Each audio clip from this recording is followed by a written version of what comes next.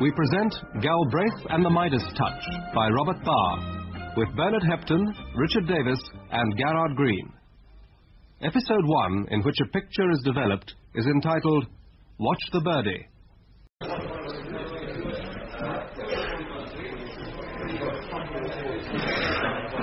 British Airways announced the arrival of flight BE783 from Oslo. Passengers are now passing through customs. Passport, please. Where is it? Here. Thank you. Mr. Galbraith. Yes? I have a message for you, sir. Mr. Evans is waiting for you in the reception lounge. Thank you. Here, your passport, sir. I hope you had a pleasant holiday. I have. It's through there, sir. Oh, come on.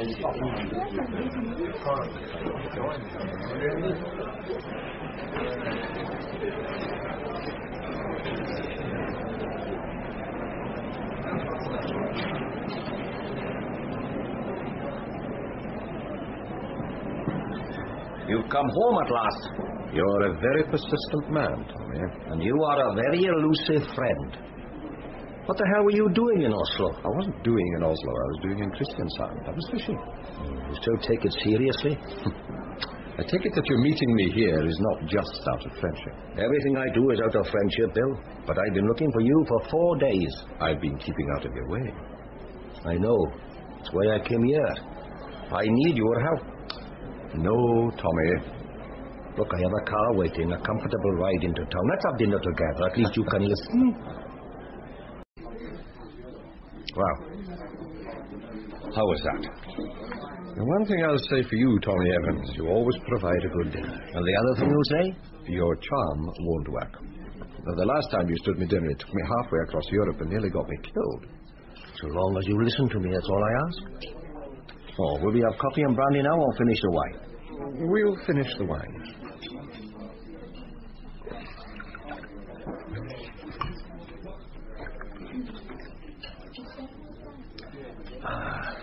Good dinner, a good claret, a quiet table. We can talk. About what? A photograph. A happy photograph taken on a holiday outing. 8 smiling men, 3 pretty girls. You know them, of course.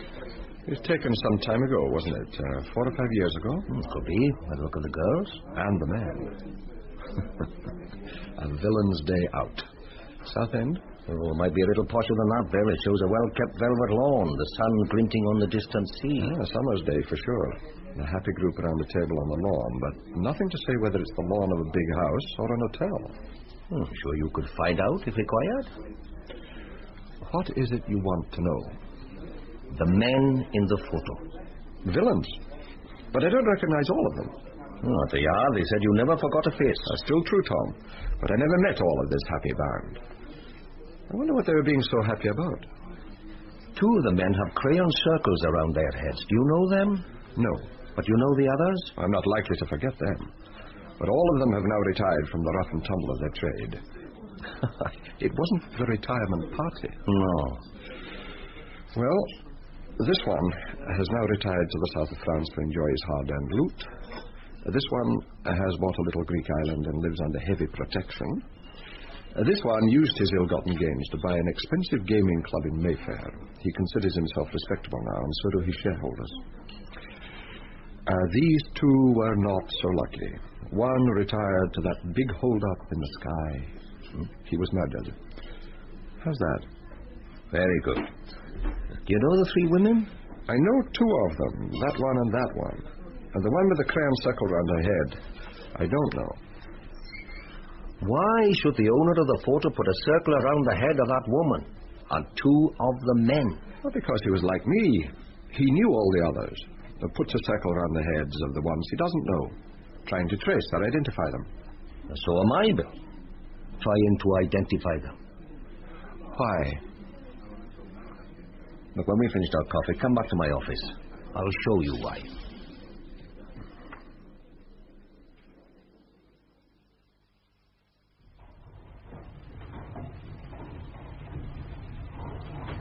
If I had any sense, I'd be on my way home. You'll be glad you came.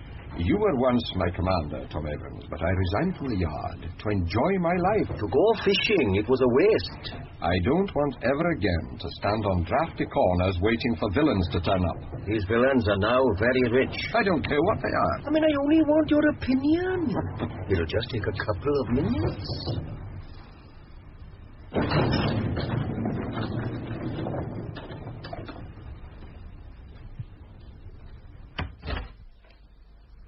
Let there be light. That's more like it. Come in, Bill. Your office still looks lush. Well, you can have one just like it. Never. Now, what is it you want to show me? Oh, just be patient, boy. Exhibit number 1. A pocket. Now, a week ago, this pocket was still unopened and remained unopened, being held as security by a lady. The owner failed to return. Now, she was an honest landlady who couldn't bring herself to open personal property. She saw a name and address scribbled on the back of the pocket and took it there. You recognize the name? Could I forget? If I had a pound for every time I've locked horns with him. The best criminal lawyer in the East End, Bernard Finch. It's no surprise his name was on it. He's defended every villain in that photograph. He opened it and sent the lady to me. Do you know what was in the pocket? What? These bonds, bearer bonds, stolen bearer bonds, to the value of £250,000, and this inventory of jewellery.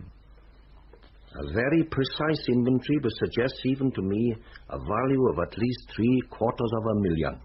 Well, all top-quality stuff. The third item? A letter addressed to the owner of the pocket, which in any language offers a threat to his life. Saying, amongst other things, let sleeping dogs lie, settle for silence, or you will be silenced. It's addressed to Paul, a lad called Paul Carson. You can read it later. Now, the fourth item in the pocket was the photograph I showed you. She took it to the address scribbled on the envelope. Bernard took one look at the men in the photo and sent her to me. Now, why should he do that? Well, because Bernard and I are old friends, and because he's out of it all now. About 6 months ago, he had a heart attack. He sold his practice, left these 10 villains to their own devices. Lives quietly now, in a house in Highgate. But put all that aside, and think of the man who had in his possession this $250,000 in bearer bonds, and who was being warned to settle for silence or be silenced. I think he was silenced. I want to know who he was. The landlady will know. She doesn't. He's one of the unknown men in the photograph. No. It's time I was home, Tommy. This morning I was fishing happily in Norway. It's been a long day. Oh, there was one last item. I left behind by the young man who went out one evening in search of his quarry and didn't return. This. It's a bit unusual these days, Tom. A monogram cigarette case. Gold. Solid gold. The monogram on the outside, J.M. And on the inside, inscribed to Jackie M. So it wasn't the property of your friend Paul Carson? He had it, and he was looking for someone. Inscribed on the inside, to Jackie M. for courage beyond the call of duty. A good friend, September the 7th. It doesn't give the year, but the engraving is fresh. Courage beyond the call of duty. I mean, we haven't had a war for years. I think it was something criminal, something to do with that photo. Jackie M. Does it mean anything to you? What's your interest in this, Tommy? My interest is in the lad whose life was threatened. A lad who marked 3 people in that photograph and who left £1 million behind, suddenly. And in this act of friendship that went beyond the call of duty? Well, the packet came to me while you were away, Bill. I had to get Sammy Babbage to him. Well, he's good. He knows everyone in the East End. He's only an informer. What is it you want? That's better. I'd like you to have a talk with Bernard Finch about why he sent this to me. But first I want you to see the landlady. She lives down in Camberwell, Mrs. Palmer. Mrs. Palmer. And Bill, while you are down there, if you see Babbister, it can be useful.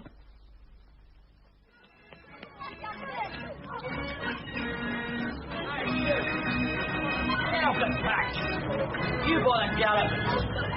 Talk to you, mate. What do you... It's you, Mr. Galbraith. Sorry, I didn't recognise you. It's Nick Tully. That's right, Gav. Sorry we're shouting like that, but this place is for kids. Orders are to keep the grown-ups off, especially men. Might be creepy. I'll remember. Yeah, what brings you down this way? Looking for Sammy Bavister. Can we get out of this noise? Sure, here. Come into the caravan.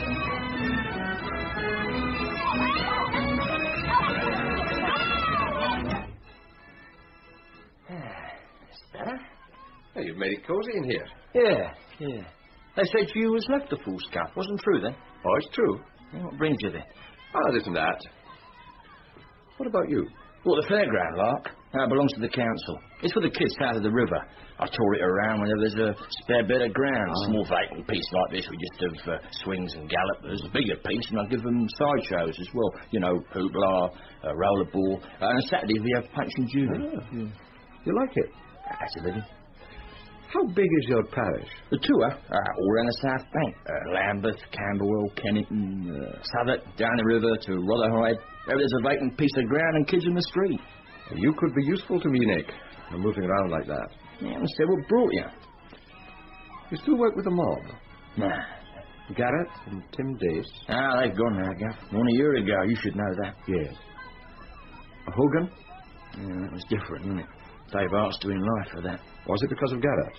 Was it the same thing? Yeah, someone else asking that question. A lad named Carson. Have you seen him lately? No. Well, what did you know about him? Not a thing. Want me to keep my ears open? It would be worth your while. Okay. You know how to find me. Just listen for the roundabouts.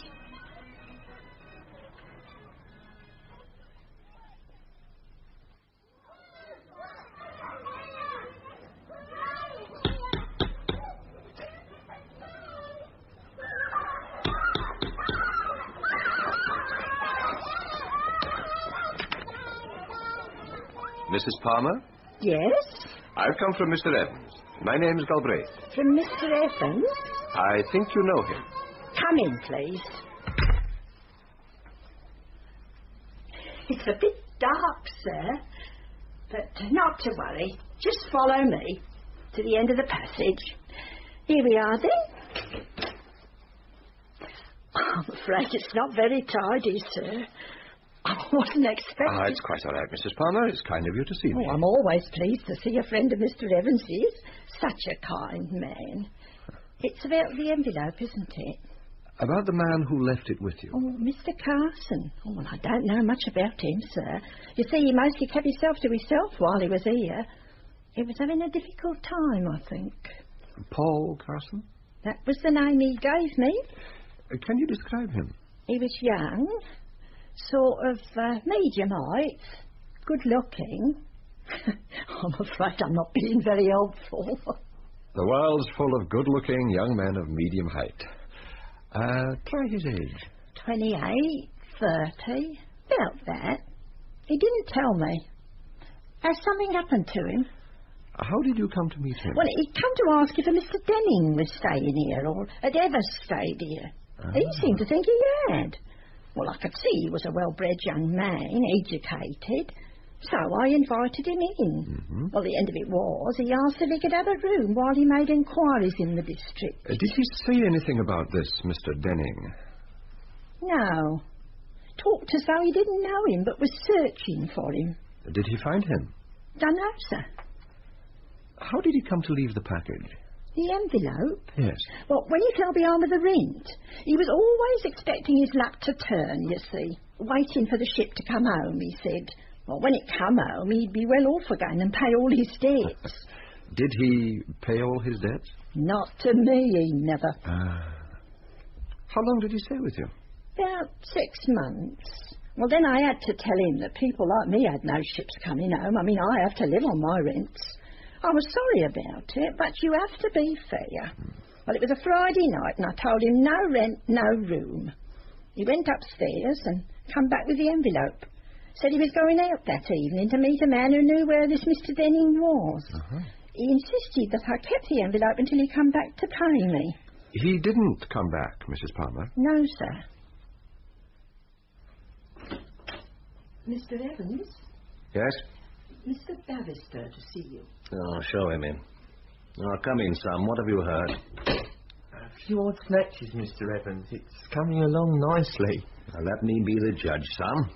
Now, the inventory of jewellery. I've been through every stolen list for the last 5 years, but none of the pieces are on any list I can find, and none of it has been on offer, so far as I can hear. It's good stuff. I could put out feelers to see if anyone knows who they were made for. Yes, do that. Do you want me to go back more than 5 years? No, I think 5 is enough. Now, the young man who had the inventory. Carson. Oh, now this is an horse of a different colour. What I've traced about him is quite clear. He did have digs for a time with that lady, Mrs. Palmer. All the time he was looking for a man named Denning. Did you know this man, Denning? Nah. Did he find him? Well, it looks like it. He was last seen one Friday night. It could be the Friday night you told me about. He was waiting in a pub in Rotherhithe, hanging round for someone to turn up. He waited about an hour, and just before 10 o'clock, or so they say, a man came in. Carson finished his drink, and they went out together. Was it Denning? Well, those who knew Denning say no. This man looked like a sailor. They were seen again later that evening, walking towards the river. The nearest I can time it, about 11 o'clock that night. He didn't return to any of the pubs, didn't return to his digs. He wasn't seen again. Have your friends any thoughts on this? Oh, they say he was asking awkward questions and wouldn't go away. So, like the man he was searching for, he vanished, didn't he? When Mr. Carson didn't return that night, what did you think, Mrs. Palmer? Well, I thought he'd taken the hint about the rent, because next day a man come asking if he'd left anything behind. Came next day? In the morning. Well, I said Mr. Carson had brought nothing, so there was nothing to leave. And what was he like? The man? Well, he had a sort of foreign accent. He looked like a sailor. He tried to frighten me, but I got angry with him and he went away. He didn't know that the envelope had been left with you? I didn't tell him. Ah. I put it in that drawer in case Mr. Carson did come back. When he paid his rent, he could have it. Well, then it went out of my mind. I didn't even think about it again. Uh-huh. Then last week I was looking for something and there was a lawyer's name on it, so I wasn't for opening it. There was a photograph in it. Mr. Evans asked me questions about that.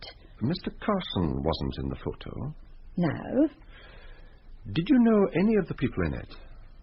Criminals, Mr. Galbraith. Do you know any criminals? Oh, when you're born and brought up in a district like this, you can't help knowing some criminals. But some of us try to lead respectable lives. I have the photograph here. Will you help me? Of course. Do you know any of the women? Oh, I know all 3 of them. This one's Betty Garrett. Uh-huh. She married that one at the table, John Garrett. They say he has lots of money now. Lives in the Mediterranean. Big house and all her orders. A villa. Do you know how he got all that money? Dishonest, I shouldn't wonder. Now, this one here is Daisy Hart. Mm-hmm. She married that one, David Hart. She weren't so lucky. Her husband's in prison. He's in prison for life, for murder. Oh, he killed the one who's sitting next to him in the picture. His best friend. Did you hear why he killed him? When you mind your own business, you don't never hear them things. The third woman, the one with the circle round her head. Oh, that's Rita Thomas. Oh, I knew her when she was just a kid in this street. Pretty, isn't she? Mm-hmm. Full of life. She was always the pretty one. Do you know where she lives? Wait a minute. She married. Now, what was his name? Well, it'll come in a minute, I know it will. Well, does she still live around here? I don't know, but I could ask. Will you do that for me? Of course. And when you remember the name and know where she lives, phone me, and I'll come back and see you again. I like having visitors. Mr. Galbraith? Yes? In the envelope, there was a gold case. He did owe me rent. Mr. Evans will look after you. You won't be out of pocket. Goodbye, Mrs. Palmer.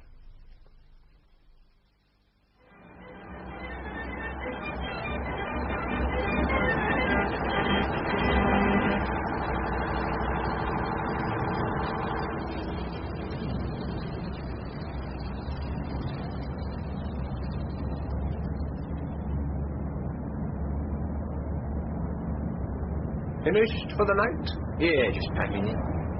It's Nick Tully, isn't it? Who are you? Don't you remember? Just a sailor. That's right.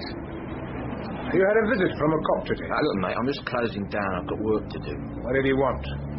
Just being nosy. What was it doing? Was it keeping out of trouble? That, my friend, is not true. What do you mean? It was Galbraith. He isn't in the force now. He doesn't give a damn who keeps out of trouble. He was asking questions. No, he just got... Oh! What was that for? Galbraith came to see you, and then he went to a house in Camberwell to see an old lady. I know nothing about no house in Camberwell. What questions did he ask? I didn't give him any answers. I had answers. You know that. Good. The doc wants you to keep it like that. Yeah, sure. Oh, and Tully, Yeah. you are easy to find. Remember that.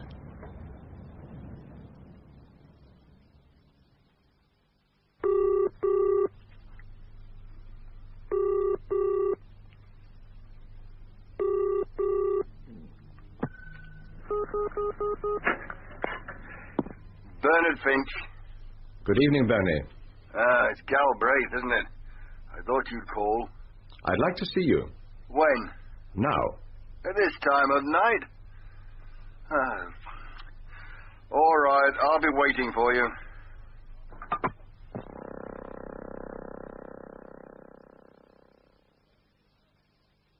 Come in, Bill. What's so urgent at this time of night? Ask some questions. I didn't hear about your trouble, Bernie. I didn't broadcast it. Stole the practice and slipped away. I was in hospital at the time, intensive care. I nearly did slip away. You're indestructible. Well, I hope you're right. Did you drive here? I'll take my cab. We can have a drink together. Brandy? Thank you. It's a nice place to retire to. Bought with fat fees out of crime. That what you're saying? I didn't say a word. Oh, it's quiet, Bill. That's what the quacks there must have now, quiet. Away from the fights and the tensions. Away from the courts. No more trials? That's what they say. You were a formidable defense lawyer. Sounds like an epitaph. I wasn't meant to be. Your drink. The crime. Cheers. You said questions. Now tell me, Bernie, why did you, a criminal lawyer, a famous defense lawyer, send that envelope to an ex-commander from Scotland Yard? To Tommy? Mm-hmm. You want to know? Yes. First, because he is an ex-commander. He runs a private bureau now, international. Secondly, because he's the only ex-detective I would trust. There has to be a detective you can trust. You can judge that for yourself. Tom Evans thinks he has a personal interest in that packet. I know he has. Tell me. We'll start with the photograph I sent him. Some men and women are having a pleasant time at the seaside. 6 of the men were your clients. Of course. Our courts say that everyone is entitled to the best defense under law. Mm-hmm. I could provide it. But this is different.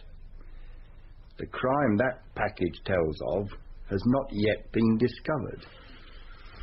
The photo was taken about 4 years ago. We could both guess at that.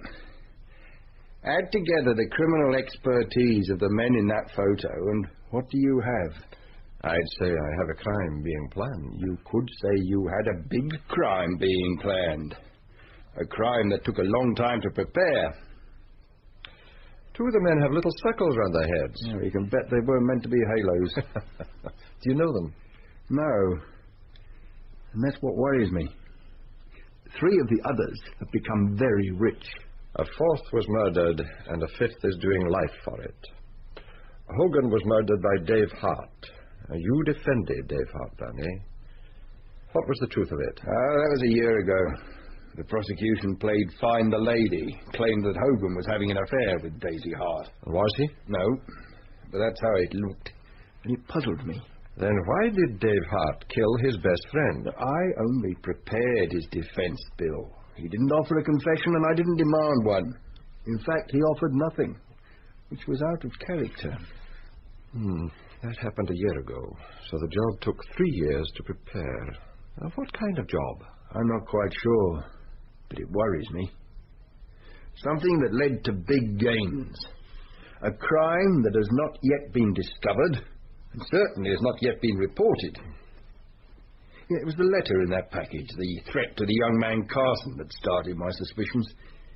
It was then that unrelated incidents began to fall into place. And the fact that the young man has now disappeared gives me a feeling of fear. Do you mean that you are in danger? That your special knowledge of these men... I don't know, Bill. I really don't know.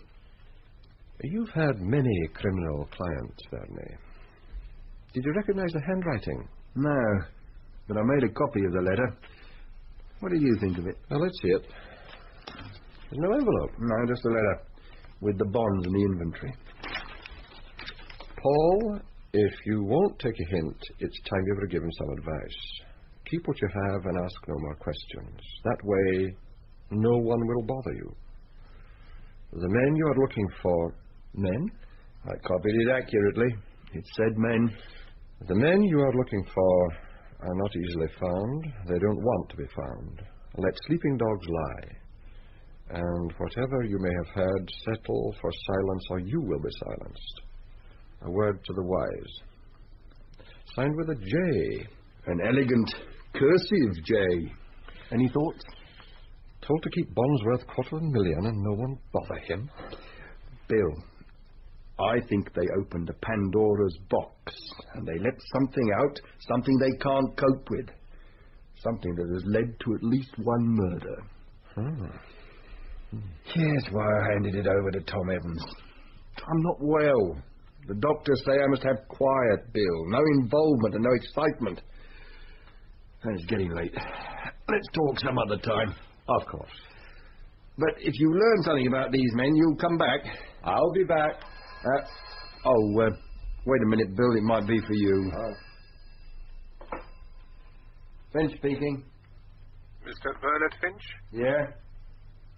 You have Galbraith with you. Yeah? Do you want him? Listen. You have seen a letter that gives advice. It is good advice. Your friends don't want to be found. Who is that? Stay out of this, Mr. Finch, or you will be silenced.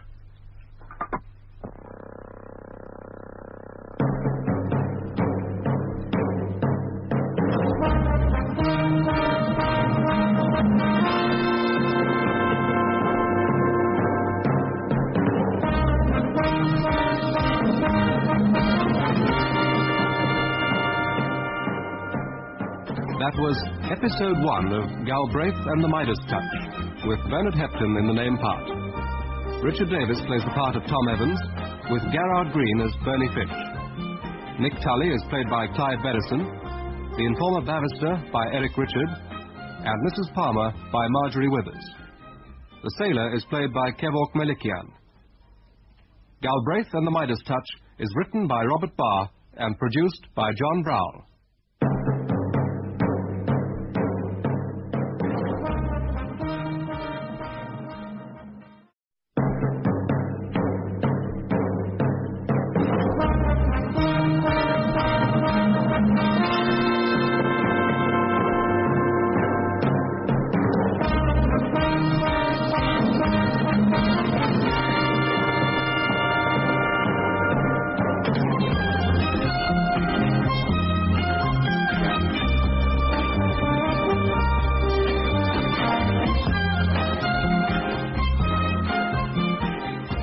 We present Galbraith and the Midas Touch by Robert Barr, with Bernard Hepton, Richard Davis, and Gerard Green. Episode 2, in which the first glister of gold appears, is entitled, Who Goes Next? It has always amazed me how quickly events can reach out to ensnare you, especially if they are criminal events.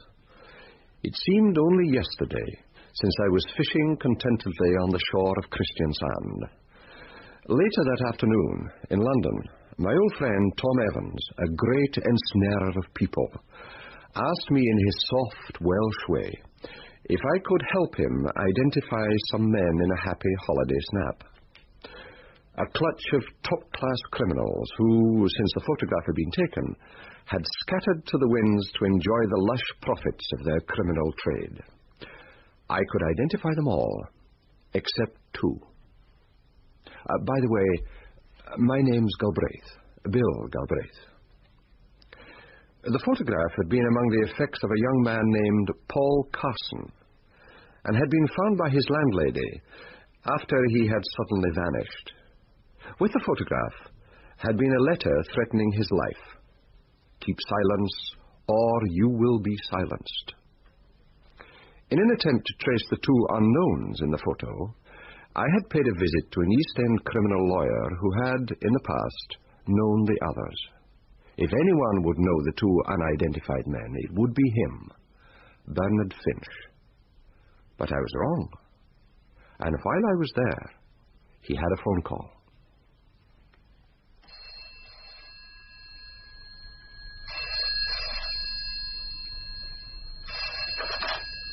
Finch speaking.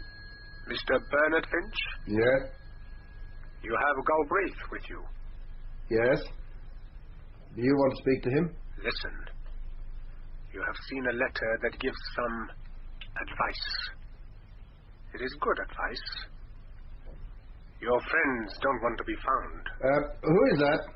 Stay out of this, Mr. Finch, or you too will be silenced.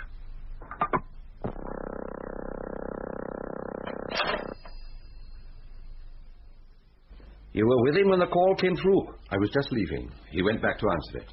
Did he recognize the voice? No. Was he worried? It takes a lot to shake Bernie Finch, but he was shaken. He had already been worried about what he found in that package. Says it's why he sent it to you. Some of them were his clients. He has defended them. So, he knows where skeletons are hidden. Bill, they are protected. The client is protected. Well, he knows that. The villains don't. Or they can no longer trust in it. When we were discussing the photograph, he put it like this. He said the men in the photo were busy forging a key to Pandora's box. They have now opened it and found wealth and something else.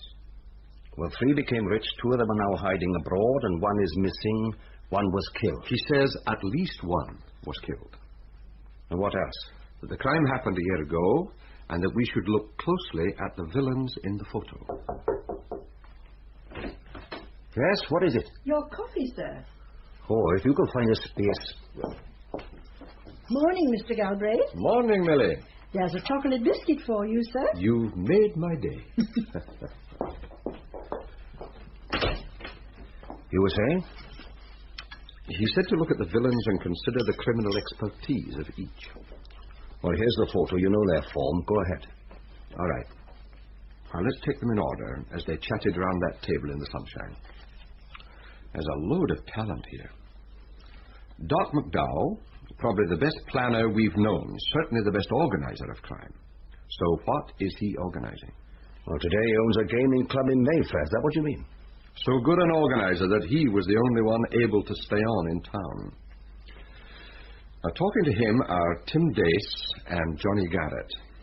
Dace, an electronics expert and the finest bypasser of security alarm systems in the South. And Johnny Garrett was the best safecracker in the country. Now, can you guess what they might be talking about? Opening Pandora's box? Bernie Finch thinks this photo was developed in embalming fluid. At least 1 killing to date, and the others in hiding. So, let's look at the others. Now, that one is Desmond Kearney. If they were planning a big job, they'd need some muscle, someone to deal with interference, to lift and lay things. Now, Des Kearney is just muscle. Not bright, but loyal and true.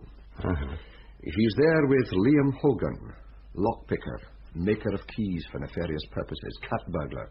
All in all, a versatile little villain. And standing next to his best friend, Dave Hart. And Hart murdered him. So, of the 8 men, Hogan was killed, Hart is doing life for it, Kearney is also doing time, Dace is hiding on a little Greek island, Johnny Garrett is ditto on the Côte d'Azur. And that gets rid of 5. Leaves Doc McDowell and the 2 unknown men with the circles round their heads. Well, the men Carson was looking for. The letter said they won't be easily found. Leaves only Doc McDowell still in town. And one of the women in the photo. That one. Rita Thomas. The landlady, Mrs. Palmer, says she got married. She's trying to find out where she is. She's looking at one of the unknown men. A big smile for him. Did she marry him? Well, I'd better go asking. Oh, Bill. Yeah? When you're down in Camberwell, see Sammy Babbister? Now, why should I work with him? Because he's useful. I mean, if he's paid enough, he'll follow anything that moves. And he's being well paid. Well, he'll be watching for you near the Turk's Head, if you care to go by.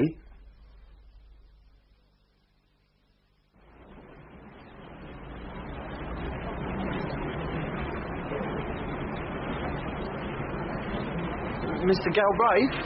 Yes? It's Sammy Babbister. I think we've met before. Yes, we've met. Mr. Evans said to have a talk. You were trying to find Carson? Over there is the pub I traced him to, where he was last seen. I'll take you in. I like looking at the river. It's chilly out here. He came there looking for Denning. Did you know this man, Denning? No.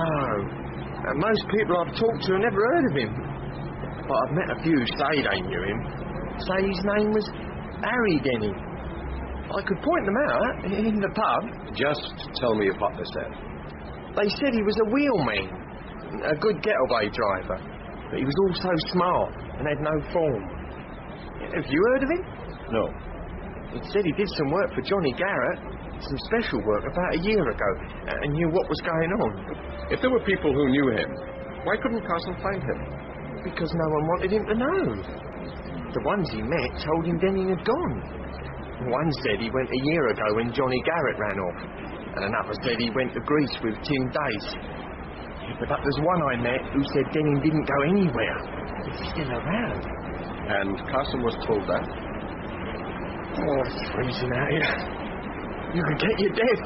Was Carson told? He must have been. He came to that pub one Friday evening, waited about an hour, and then a man arrived. It wasn't Denning. Looked like a sailor, they say, like he was off one of the boats. They went out together, and later they were seen by the river. That was the last of Carson.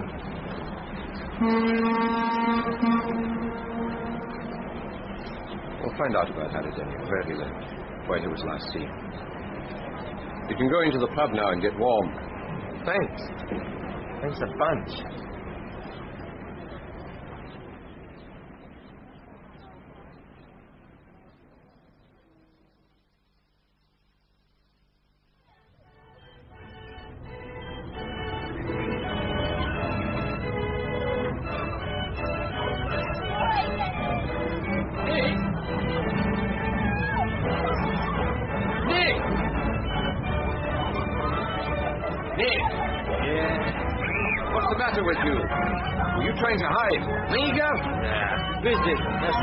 Didn't get busy until you saw me. I want to talk with you. I have to keep my eyes on the kids. You can watch them from the caravan as before. Ah, all right. Let's talk.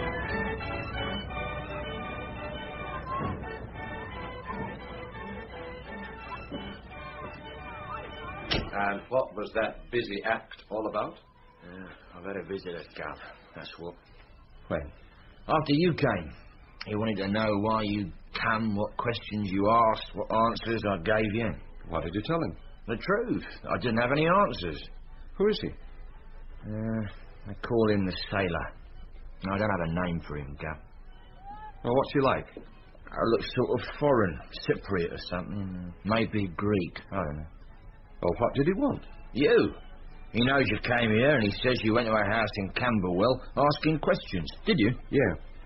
I can't be seen talking to you. I have 2 questions. No, just keep away from me. Are you afraid of him? Yeah, you're damn right I am. Why? Because I've got to work this fairground. The place is full of noise. I'll come round and break my arms. They? Do me a favour, Gov. No questions. He'll come back and I'll have to tell him. Would money tempt you? Money won't buy me a new head. It could be a lot of money. Just 2 questions. Let's hear 'em. First, a year ago, before Garrett and Tim Dace went away, you were hanging around with their mates? Yeah. Was there talk of a job? A big job. You're asking about a year ago? Yes. Yeah. There was talk of one being set up, but not of one being pulled. Where was it to be? This one being set up? I know. Nothing was actually said, never put into words, but we knew something was on. How big? Oh, really big. It was never pulled. Well, I think it was. Now you are scaring me. Second question. You've asked them. Now, that was one question. Had you heard of a job being set up?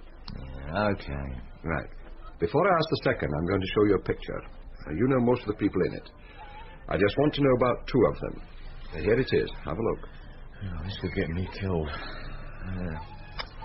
Yeah, they're all here. Doc, Johnny Garrett, Dave Hart. Just look at the two with the circles around them. Yeah. Do you know them? No, I know one. It's the bloke who's after you, the sailor. Let's see. Him? Yep. Do you know the other one? No. Now, do you know... You said two questions. You'll get me done. This question won't get anyone murdered. It's about this girl.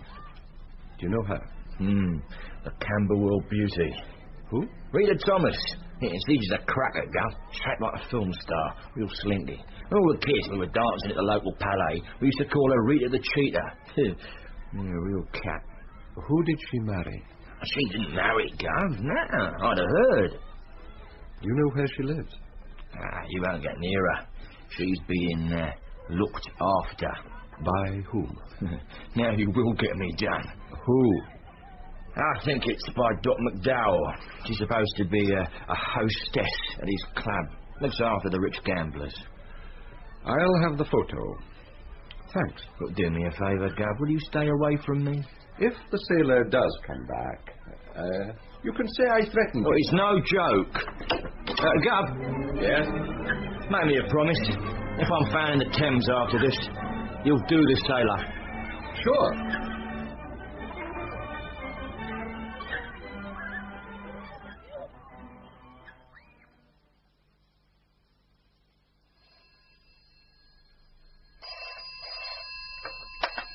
Evans, who is it? Bill Galbraith. Hello, Tom.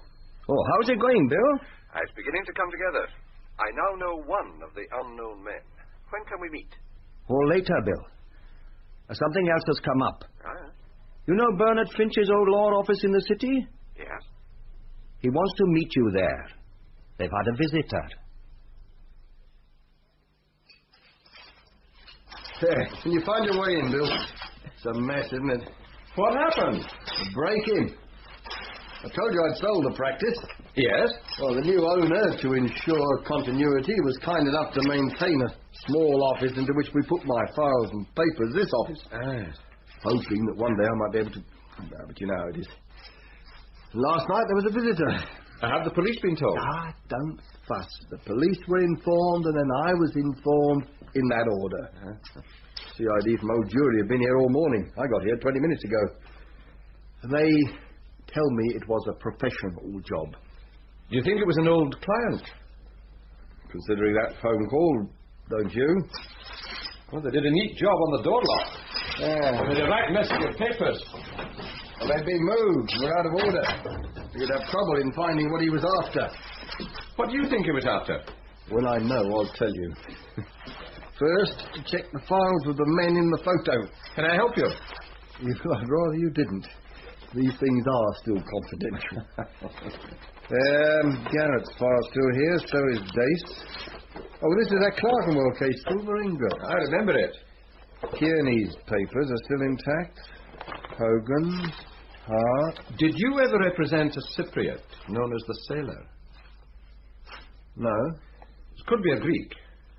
Or the accent on the phone. It could be. I want a name for him. Oh, I don't think he ever came my way. Yeah, it's all such a mess. Difficult to know what is missing. What could they find in your files? All sorts of personal things. And statements that weren't used in courts. Searches for witnesses. Mainly, I suppose, statements that show knowledge of a crime. Knowledge of the big crime? Not that I know of. Unless it was something I missed. I'd better make a thorough search. Look, if you have other things to do... I have to look for a slinky cat, and make a visit to Mr. McDowell.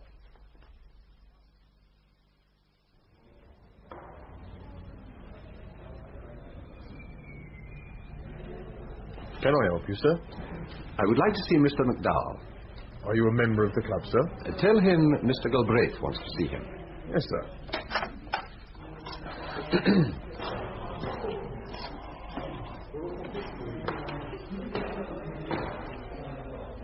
It doesn't sound too good, sir. Oh, dear. I don't think Mr. McDowell is... Mr. McDowell, this is the porter, sir. There's a friend to see you. Mr. Galbraith. He said Mr. Galbraith. Tell him it's an old friend. Look, let me speak to him. Hello, Doc. How are you? Who is that? Your old friend, Bill Galbraith. What can I do for my old friend? You could invite me into your office, get me past the door. Why should I do that? I'm the bearer of news. And if I say no? I leave that to you. Wait there. I'll send out Mr. Fenner. He is sending Mr. Fenner.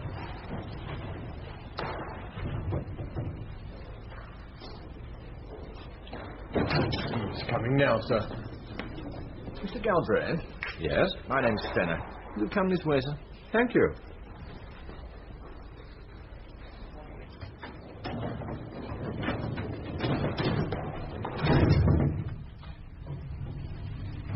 You been to the club before, Mr. Galbraith? No. You a gaming man, sir? There's some who might call me a gambling man.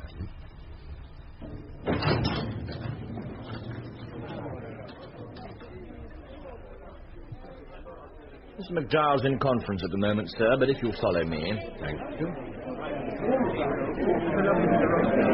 This is the main gaming room of the club. We call it the social room. In the smaller rooms, we have the more serious games requiring concentration and quietness. Chemin de fer, poker, bridge, anything a member cares to play. Mr. McDowell's office is on the other side. Ah, here he is. Good evening, Galbraith. Good evening, Doc. Nice to see you again. Come along in. Now that you are here, will you have a drink? Whiskey. Aren't you supposed to say, no thank you, I'm on duty? You've been watching too much television. Whiskey, then. To what do I owe this visit? Well, let's say to the company you keep, or the company you kept. When was this? Up to the time you bought this place, or took it over, or however you came by it. How much did it cost you, Doc? If a detective asks a question, it's an inquiry. If anyone else asks, it's being nosy. You're out of your league, Galbraith. How far out? From here to the moon. You saw the play. We have members here who can afford to lose more in a night than you'll earn in a lifetime, and lose it happily. You drink. To crime. To luck. I have fellow directors from the highest ranks. Household names. The best households, of course. Now you understand. I thought you owned the place. Personal friends. The kind of directors that your old bosses at the yard salute and call my lord. I'll bet you need them. They bring in the right kind of clients. Who are happy to lose money to you. It's a gentleman's club, Galbraith. They lose to each other. Or didn't you know? The club only takes a small percentage. But you do well on it. Of course. Now, what brought you here? To see how you live. I doubt it. And to talk about some of your old friends. The ones who scattered to the winds just before this happened. Garrett, Dace, Denning. Who? I could go on. Kearney, Hart, Hogan. Never heard of them. Have you forgotten already? I'll top up your glass. Thanks. Say when. When? Are you saying you don't know Johnny Garrett? I've heard the name, but never knew him. Or Dace, or Dave Hart. I think I read something about a Dave Hart. In the papers, wasn't it? But you never met him. You must know, Galbraith, that there was never any need for me to meet anyone. Then tell me, Doc, how you came to be chatting with them, to be photographed with them. I was what? Photographed. Have a look. Let me see. You're talking to Garrett and Dace and smiling across at Hogan. And you say you never met them. Where was this taken? You tell me. You were there. Wait a minute. Yes, I remember. I was staying at a hotel some years ago. There were people in the garden. A celebration, I think it was. They invited me to have a drink.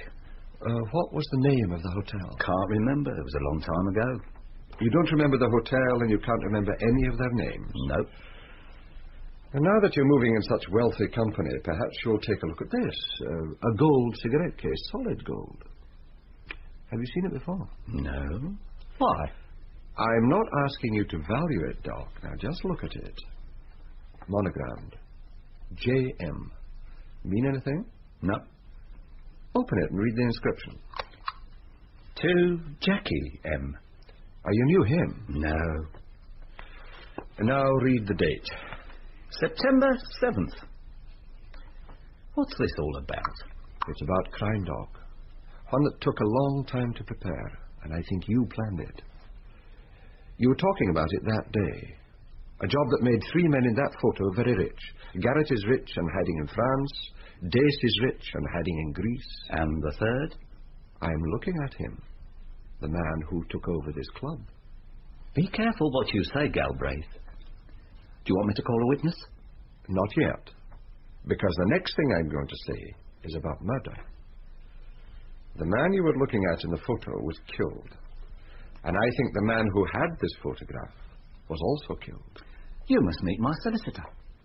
Title directors, wealthy friends, a solicitor. You're well protected? Better than you know. Just one more question. This girl in the photo, what's her name? I don't know. But she works here, Doc. You look after her. You're not as safe as you think. She does not work here. As from tonight, she doesn't work here, perhaps. Now, don't lose your temper, Doc. I don't lose my temper. All I do is press this button. What happens? A gaming club needs some muscle. You know that. They'll take you downstairs and throw you in the lane. And? When you're found, I'll say you came here to shake me down. I have good witnesses. The porter and Mr. Fenner and some of the players in the gaming room must have seen you come here. You're an ex-policeman. You think you know something about my past, so you came to ask for money. Shake me down. Would they believe me? Yes, I think they might. Do I press the button? No. I'll take that photograph. All right. Thanks. Don't worry. I was ringing for Fenner. Tell me, Galbraith, what's your interest in all this? I'm looking for a young man named Carson and a man named Denning. I hope you find them. And I may come looking for you. You may get a surprise. Yes, sir? Just see Mr. Galbraith out, please. Yes, sir. This way, Mr. Galbraith.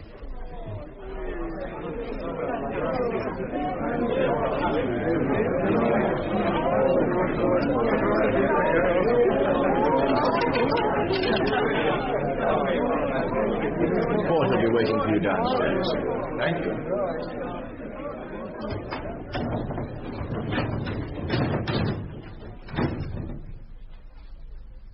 Mr. Galbraith has gone, sir. Thank you. Send Miss Thomas in. I'm sorry, Mr. McDowell. Miss Thomas isn't in the club tonight. It's her evening off. Then find her. I don't know where she'll be, sir. In future, you must know where to find people. All my personal staff, on evenings off, will leave a note with you where they can be found. Yes, sir. I'll see to that. Is Mr. Andreas in the club? Yes, sir. Then send him in. Yes, sir. Main door? This is the porter, sir. Do you know where Miss Thomas is? No, sir. Thank you. Come. Come in, lad. And close the door. The door is closed. Galbraith was here. I saw him. Now tell me, who's Galbraith been talking to? 4 or 5 people. It's difficult to keep close to. Who? Lawyer Finch, a police informer called Bavister, a lad who runs a fairground for kids, Tully, and that landlady in Camberwell, Carson's landlady. His name wasn't Carson. Have you found who he was? Not yet. You were supposed to get him off my back. I won't trouble you again. He is troubling me. Galbraith came here with a photograph. That meeting in Bournemouth. It could only have come from that Carson. No, I checked him out completely. Galbraith also has a gold cigarette case. I recognized it. On it is J.M. And you know where that came from? Yes. Somebody thought he could make use of it. Inside has been engraved to Jackie M. Jackie Mallory. Yes, Jackie Mallory. It says, our good friend. And the date is there. September 7th. Who would do that? Denning? Ask him.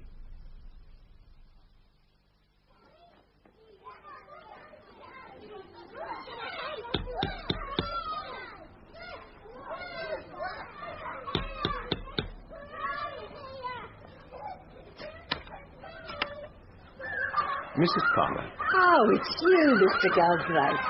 I got that address for you. Come in. Thank you. Rita Thomas don't live around here no more. I got it from a friend who visits her. A real small place, she says, up west. It is. Thank you. Did you find out if she was married? Oh, she married all right. And was widowed, too. That's such a pretty girl. Her married name? Mallory. She married a man called Jackie Mallory.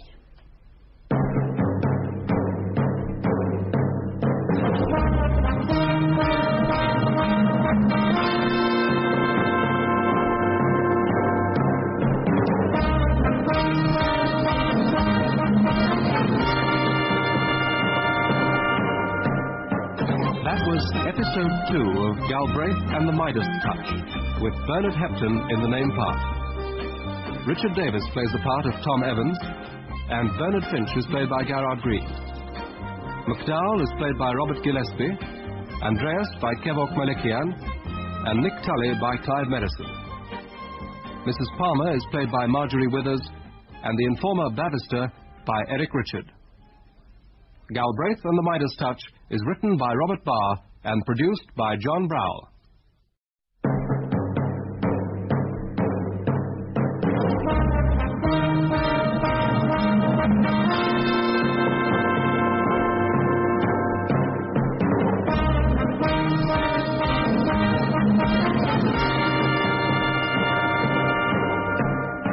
We present Galbraith and the Midas Touch by Robert Barr, with Bernard Hepton, Richard Davis, and Garrard Green. Episode 3, in which we find the love of gold is the evil thing, is entitled Pandora's Box. I have been brought into this case by my old friend Tommy Evans with only 2 points to go on. One, a photograph of a happy meeting of London villains, all of whom I knew except 2. The photograph had something to do with crime, big crime, money and murder. And the money was in millions. Second item, a cigarette case. An old-fashioned solid gold cigarette case, with, on the outside, a scrolled monogram, J.M., and on the inside, freshly engraved, to Jackie M. I was asking myself, Jackie who? Oh, by the way, my name's Galbraith. Bill Galbraith. I was also trying to trace one of the girls in the photo, a very pretty London girl named Rita Thomas. I'd been told that since the photograph was taken, she had married. I now learned that she had not only married, but was already a young widow. Suddenly. And she had married a man named Mallory, Jackie Mallory. And you think this is Jackie M? I'm sure of it, Tom. Well, have you time to eat? The pie is good. No, coffee will do. Have you found the girl? I have her address. A flat off Park Lane, paid for by the gaming club. That's not bad for a little girl from the East End. But she hasn't been there for a couple of days. She's away visiting a friend. You'd better find her before McDowell gets to her. Did you check on the gaming club? It's as you said. He bought it, legitimately. What did it cost him? His share, about $1 million. There are other shareholders, but he's the biggest, the owner. When did he take it over? Last October. And where did Doc McDowell get $1 million? To be precise, it cost him 900,000. All right. Where did he get 900,000? Oh, it's all nicely complicated. He became a member of the club. He was lucky and won a considerable sum of money from the previous owner. He bought the club with a nice mixture of gaming debts, collateral, and cash. Very difficult to tie down or find fault with. Tommy, in September of that year, there was a crime. I don't yet know what job was pulled, but 3 associates, criminal associates, became very rich. Garrett became rich and ran off to France. Dace, an electronics wizard, became rich and is hiding on a Greek island. And in October, McDowell buys this very exclusive gaming club. I don't believe he won the money. It would be hard to prove he didn't, Bill. McDowell was a planner. I mean, you said yourself, one of the best. He could have planned himself a system. Tommy, we're not just talking about theft, we're talking about murder. Hogan helped him, and he's dead. Carson asked questions, and Carson is dead. And now we're told that this Mallory is dead. Jackie M. Friendship beyond the call of duty. What duty? That murder doesn't fit with his gaming club. No, but it fits the people in that photograph. And with Doc McDowell. He's really living on the fat now. Tells me his fellow directors straight from Debrett. It's true. I've seen a list of his fellow directors. The creme de la creme. From the hunting counties, from the city, and from Parliament. He says he has members so wealthy that they happily lose more in a night than we earn in a lifetime. Annoyed you, did it? No, never. His luck may have changed him, but it hasn't improved him. You're annoyed about something. What did he do to you? He reverted to type, threatened to have me roughed up and thrown in the lane. When I was found, he'd say I was an ex-copper asking for a cut. He would have been believed, too. So now Bill Galbraith will show him who is boss. I'll show him who is right. However influential his new friends may be, Tommy, however rich he is now, there's bound to have been a flaw in it. Bound to have been a weakness. I'll find it. Now be careful, boyo. He also employs the best lawyers. He's very well protected. I wouldn't back his lawyers against Bernie Finch. Bernie is very annoyed about that break-in. That makes 2 of you. Oh, if you're coming back to the office, I'll give you a lift. I want to talk to Bernie. I'll get a cab. All right.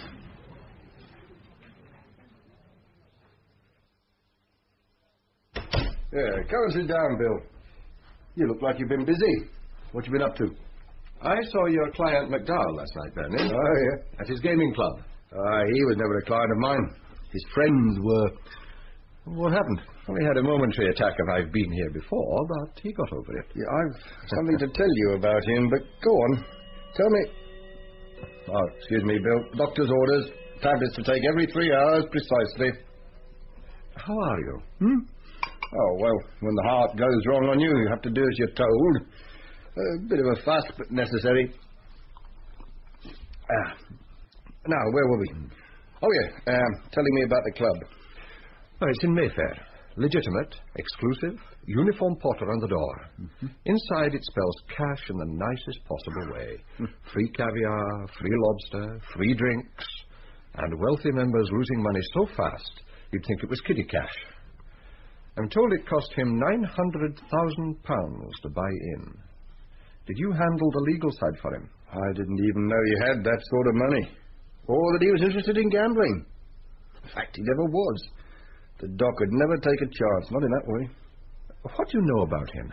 Oh, as from today, not very much. That break-in at my office. His file's gone. McDowell's file? Yeah. What was in it? Oh, don't say it in that way. It wasn't one of your Scotland Yard files or anything like that. Well, then, what was in it? Well, so far as I can recall, nothing that was worth a burglary. Nothing that was worth calling attention to it. He was never charged with a crime, so I never had to prepare a defense for him. He was a known organizer of crime. The file on him in criminal intelligence is as thick as a shoebox. Maybe, but in my world, his file was thin. Well, there must be something they wanted. Now, what would it be? Well, it's some time since I saw it. Some letters, I should imagine. Some statements in defense of friends. Letters from others saying he could confirm their story. I mean, defense lawyers do as much probing as the police, but in a quieter way and on behalf of the accused. He made a statement in defense of Hart, but it was never used. I suppose that file could have connected him with certain others in his early days, and someone thought it should be destroyed. He thought it should be destroyed. That is an assumption. Was the threat to you an assumption? It was. It assumed that I'd be influenced by it. And were you? Do you want to talk here, or do we go into the garden? Let's walk in the garden.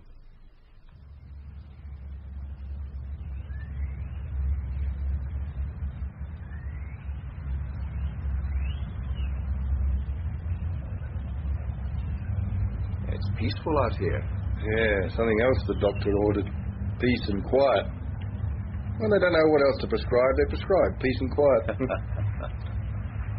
Why are you interested in this gaming club? Well, I think it's some kind of front.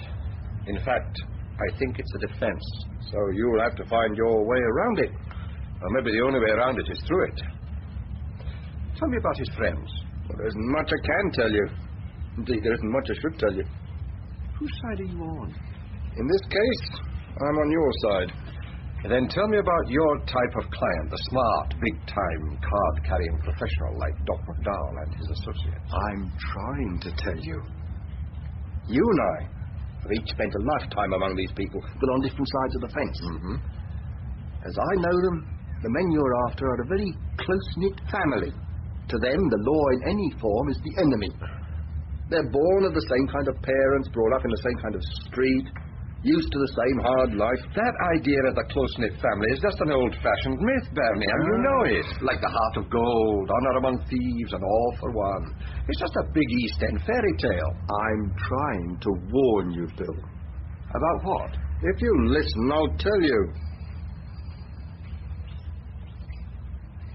Is that the phone? Yes. Oh, excuse me.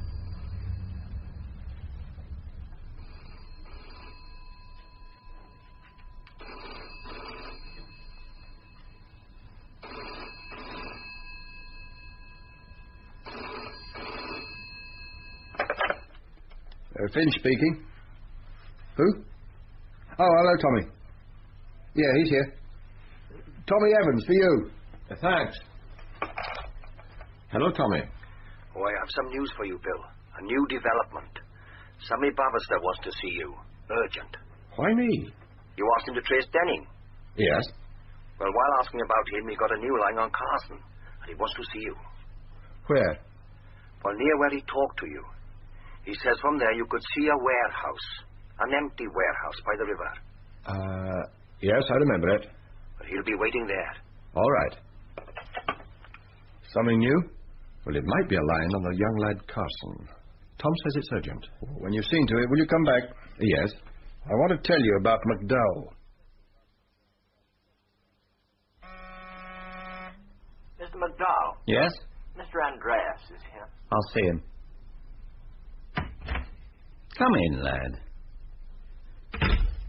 I've had a word from Garrett. He's coming back. But there's been no word from Dace. So I want him brought back. Do you think that's safe? Nothing will be safe unless I know what's been happening. I mean brought back. He wants to keep himself out of sight. You will do the bringing back. You know the island and you know where he is. You'll make it safe. Whatever you say. Don't fool yourself that this is going to be easy. When you went to meet Carson that night, did he talk to you?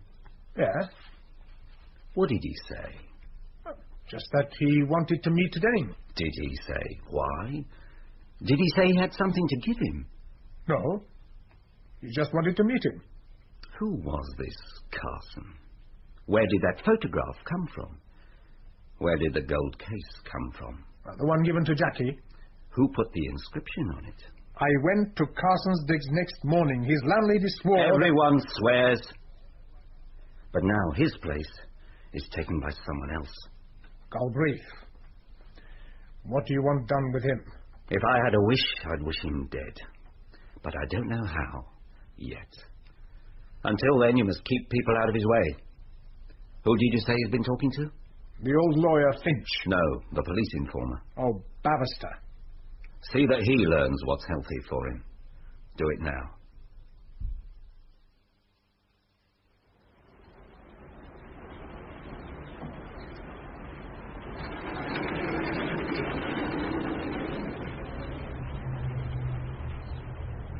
Barrister? Are you there, Barrister? Where are you?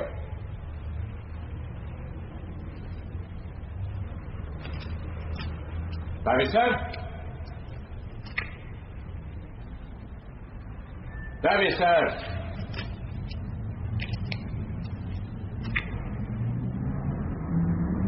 Barrister! Over here, Gov. Where? Over here. It's Nick Tully. Yeah, that's right. You were looking for Sam Barrister. Well, there's no price for that. I was shouting for him. Where is he? He's gone. When? About 5 minutes ago. Went off with a bloke. Which bloke? That sailor, the Greek. They had an argument and Barrister went off with him. Willingly? No one goes off with a Greek willingly. He went or else. Why? Well, the Greek was carrying a docker's hook, wasn't he? What was your part in this? Me? I've had no part in it, Gov. I keep fairground gear up there. I was looking for a chain. And? I heard some voices. Came to the top of the stairs and saw Barrister down here waiting, and the sailor coming in. They had a talk and an argument. Did he see you? You must be joking. Would I want him to see me? And then? They went out onto the wharf, went back looking for the chain, and I heard you shouting for Barrister. Where do you keep the fairground stuff? On the next floor. You don't believe me. I believe you, but I'd like to see it. All right. Up we go. Watch out, Gov. Some of the boards are rotten. Be careful.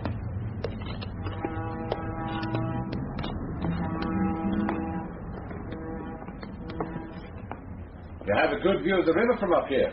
Yeah, you see for miles. Now, here's the fairground stuff, Gov. Believe me now? Yeah, sure. But don't try being the artful dodger with me, Nick. What do you mean, Gov? You know more about this than you're saying. Why would the sailor come here for Barrister? Must have seen him come in. He'd been looking for him because Sammy's been asking more questions, and that sailor doesn't like questions being asked about his friends. I told you that. I'll tell you something else. If the sailor had known that you were coming here, he'd have been waiting, and it wouldn't have been healthy, Gov. Why not? Ever been impaled on a docker's hook? It frightens you, does it? If you had any sense, Gov, it would frighten you. You'd get out of here. You were in with the mob? No. I knew some of them, that's all. Sometimes worked with them, but I was never let in. I don't know any answers. Then give me someone who does know them. Well, if I did, you'd stop coming for me, yeah? Well, if you gave me the right man. Like someone who knows Rita Thomas? Oh, there's a lad who knew her. Knows a lot more besides. It's someone you know. You can make him talk. The name? Now, come on. Well, you leave me alone. Yes. It's Lenny Thorne. He was in with them. He was on that job. And he knows Rita. She was his first date when the backside was out of his trousers. And things are different now. Not for him. He lost out on it, so maybe he'll talk. Well, you keep away from me. When I find him? I have to call him pretty late. He never gets home till after midnight. I'll give him time to get to bed.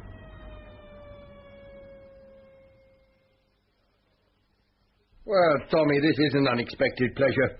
What brings you away from your office? Well, I thought it was time you met again, Bernard. I haven't seen you since you sent me that gift. Yeah, I'm beginning to wonder if it was the right thing to do. No excitement, my doctor said. No involvement, no tension. But yesterday, I had a burglary. This morning, I had Bill Galbraith. And this evening, I have Tommy Evans. Your friend Galbraith is a shrewd and persistent man. Assure me that this is a friendly visit, no business. Not very much business, that we can get it over quickly.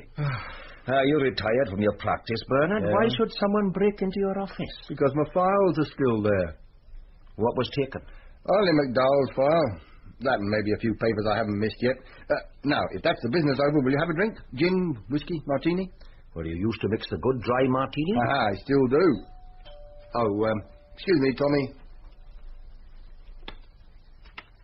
Yeah, it's like a meeting of shareholders. Come in. It's Bill Galbraith. But you did ask me to come back. Yeah, of course I did. Come in. Tommy Evans is here. I was about to mix some drinks. Tommy likes a dry martini. What about you? I need a scotch. Scotch, right. Hello, Bill. Did you see Barrister? No, he was waiting for me at the warehouse when it seems our friend the sailor turned up. There was an argument and they went off together. Did you see it? It was seen by young Tully. At least that was his story. He was waiting there to tell me and to pass a warning. What warning? The sailor was carrying a docker's hook. Sammy went unwillingly. Do you think... No. All Bavister needs is a fright. He'll go to Earth. But I got Tully to talk and got a name from him. A visit to make after midnight. Martini. Oh, thanks. A whiskey. Thanks. He said if I came back, you'd have something to tell me. Well, it's only a theory. We can try it out on Tommy. Cheers. Cheers. You said you thought the gaming club was more than a front, a defence. That's it. The doc was always a meticulous organiser, so influential shareholders, wealthy members, an exclusive club, big money flowing around, it makes it hard to investigate. Agreed. Next point, September the 7th. A date when we think a crime was committed. In that month, 2 friends of McDowell's are unexpectedly rich, go into hiding. McDowell stays in London, and in the following month, he becomes rich. As though a good fairy had waved a wand. Now, does that suggest something? It suggests a theft from a place that contained both cash and kind. Enough cash to make 2 of them immediately rich. And enough kind to ensure that someone else becomes rich. Now, I'm thinking of the kind of stuff that blackmail is made of.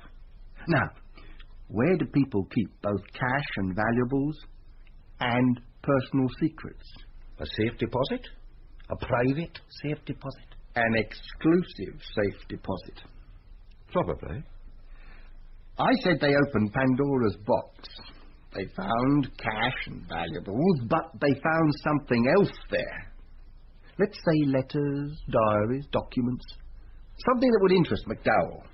And that night he gives the cash to the others and keeps the means of blackmail for himself. So, who was the previous owner of the club? Did he use a safe deposit? Was he first blackmailed into losing money to McDowell and then losing the club to him? Who were the other users of that private safe deposit? Are they the other unfortunate victims who are now summoned to this club to lose money to him? Forced to lose money to him? Doesn't that frighten you? Not me. But why the killing? Some of those who knew or who helped when the find was made couldn't be trusted. Hogan made keys, and Hogan was killed. Carson was asking questions. He's disappeared. Now, do we know of any such robbery? September last year. Tommy? Well, there's blackmail. They're seldom reported. Hey, you said you had a name. Well, I don't know the strength of it. I was told he worked on the job and knows the girl. Was someone you know? Lenny Thorne. And it's time I paid him a call.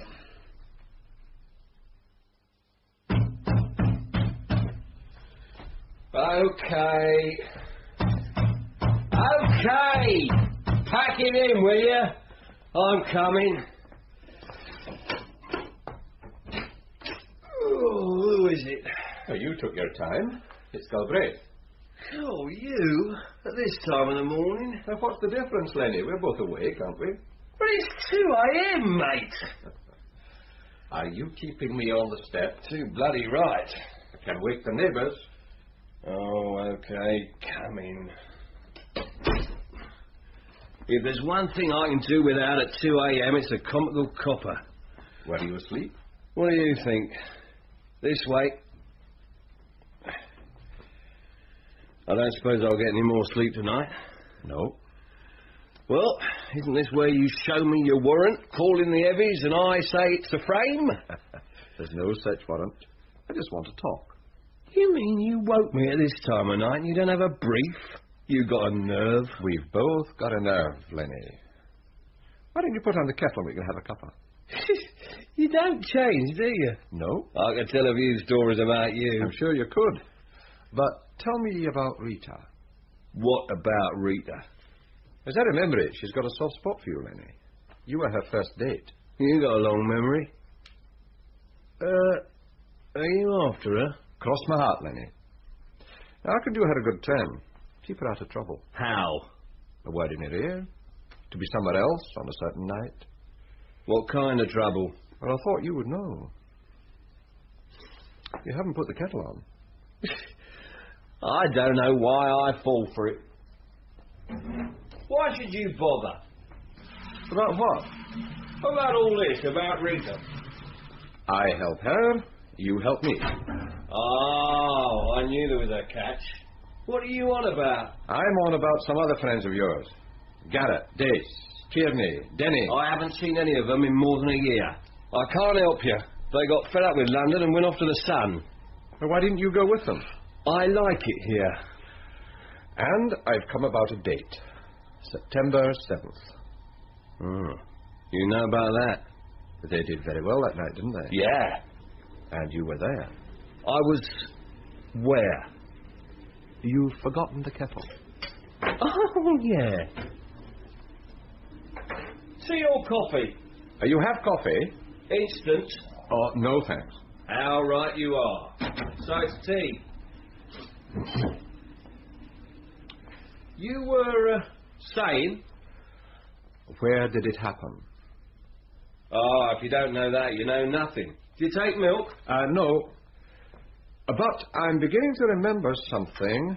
You were a tunneler, Lenny. Never. There was a job down in Brighton, a bank. 2 did the tunnelling in. Des Kearney was one, and you were the other. You're fishing again. Do you take sugar? Now listen to me. On September 7th, it was a tunnelling job. You and Des Kearney did the digging. You said this was about Rita. I said it was about Garrett. If you've no brief to show me, just drink your tea and go. I've something else to show you. Have you seen it before? Hey, Harry Denning had that. I'll read the inscription.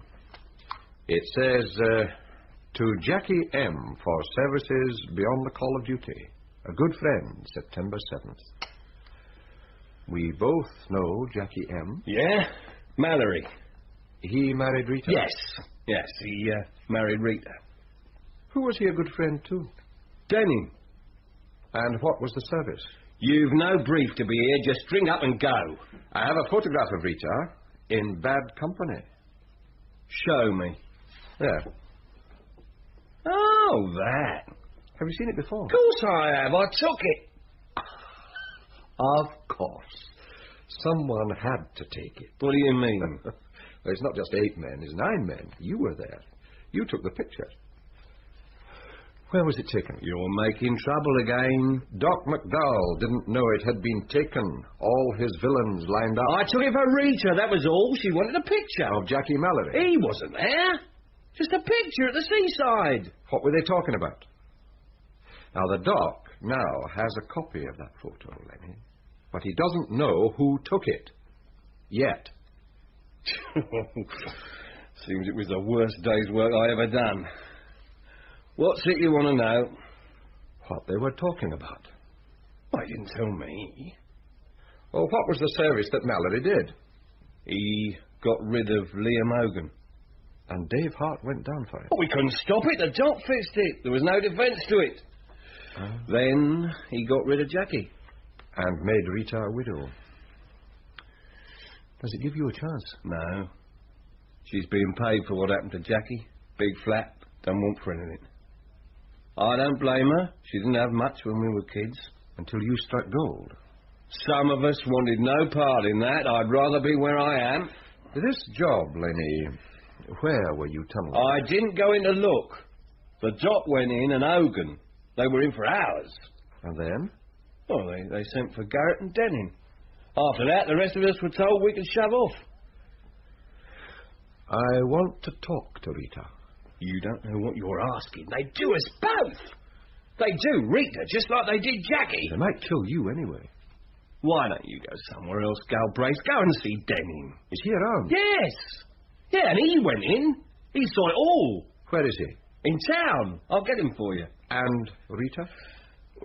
Well, I'll have to talk to her first. I thought we were free of this. Look, Galbraith, why don't you wait and see Denning?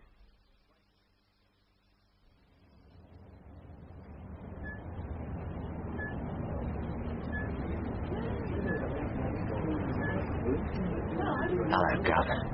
Huh? Oh, it's Nick. Yeah, that's right. I wondered if you'd come back. The cop's been here since midnight, just pushing off.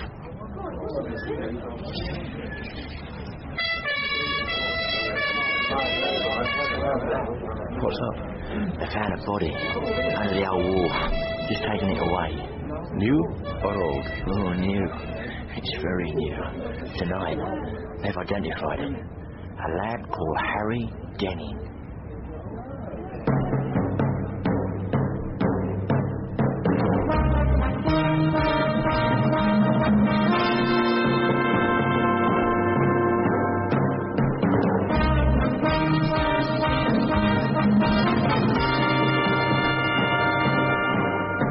That was episode 3 of Galbraith and the Midas Touch, with Bernard Hepton in the name part. Richard Davis plays the part of Tom Evans, with Garrard Green as Bernard Finch, the East End lawyer. Robert Gillespie plays the part of McDowell, Kevork Malikian plays Andreas, and Clive Merrison plays Nick Tully. Lenny Thorne is played by David Ryle. Galbraith and the Midas Touch is written by Robert Barr and produced by John Browl.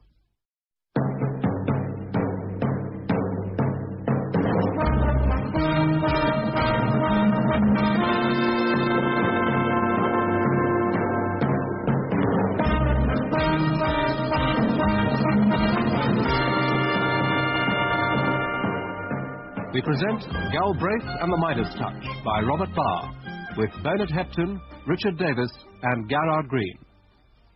Episode 4, in which a trap shuts on one of the runners, is entitled Gold Medal. If you're afraid of wolves, they say don't go into the forest. I was already so deep into the forest that it was too late to be listening to warnings. Or so I thought. I had 2 danger spots. The main one was a planner of crimes named McDowell, the organizer of a group of first-class criminals for whom I was searching. By the way, my name is Galbraith, Bill Galbraith. I had been brought into the inquiry by an old colleague, Tom Evans, who had hired me to trace a lad named Carson. Carson had vanished, so I had gone in search of a villain named Lenny Thorne. Thorne had told me that the man I needed most was Harry Denning. That's what detective work is all about. When I went looking for him, the police cars were already there.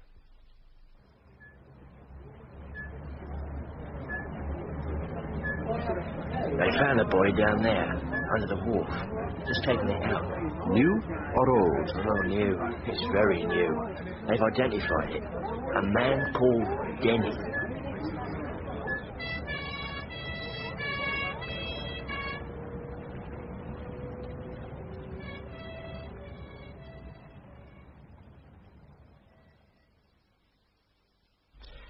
Did you know that Denning was still in London? No. All I know for sure about him is what your friend Bavister said, that he had done some special work. Lenny Thorne confirmed it. He said that when they had tunneled through to the treasure house, Denning was there and knew what happened, and that he was smart and had no police record. Oh, did you see who was in charge at the wharf? They were all from M Division. Jeff Collins was in charge. He's chief inspector now. No one from the yard? No. It may be changed, but at 4 o'clock this morning it was just another body found in the river. Oh, you know Collins? Yes. Oh, could you have a talk with him? Or do I offer him help? And what line do I take? Well, you don't in fact know what happened to Denning, do you? No. Do you want to phone him? What time is it? Yeah, I should be in his office now.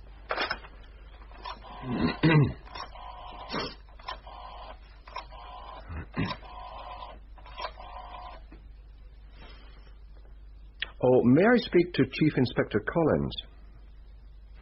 Yes, I'll hold on. Yeah, he's in. Hello, Jeff. Bill Galbraith. I hear you were busy down on the river last night. How busy are you this morning? Well, I might be able to help you. Sure. Yes, I could make that. I look forward to it. In half an hour, in the Swan. Hello,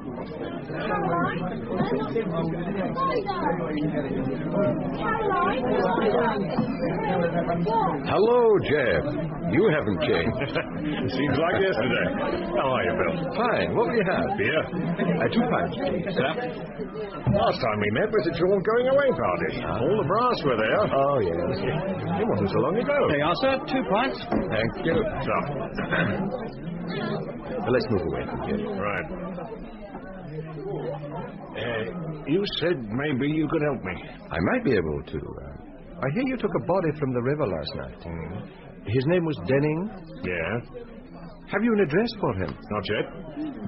What's your interest, Bill? Well, I'm doing a job for Tommy Evans. You remember him? Ex-commander Thomas Evans. That's him. Should I stand up and salute? The boss. Yeah, what sort of a job? Trying to trace a lad named Paul Carson. I can't find him. I went to see his landlady, and she said he'd been looking for a man named Harry Denning. When I look for Denning, I don't get very far. You think there's some connection? You look for him, and we find him in the river? No, it couldn't be. Why were you looking for him? Denning, to see if he could help me find Carson. Tommy Evans has something he wants to return. Did something happen to Denning? Not excepting he's very dead. Have you had a report yet? An early one. To tell us that there's nothing to get busy about. Accidental drowning. That old wharf's a real danger. It's rotten and slippery. A bruise on his head where he'd fallen, some marks on his hands where he tried to save himself. He was fully clothed.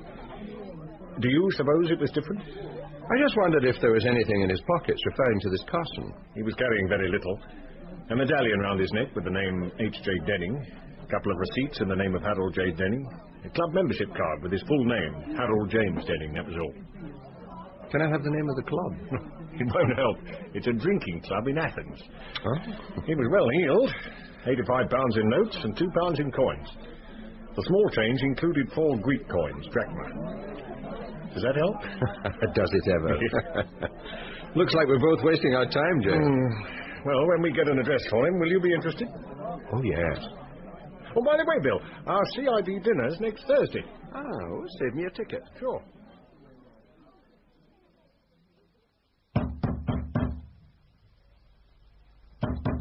All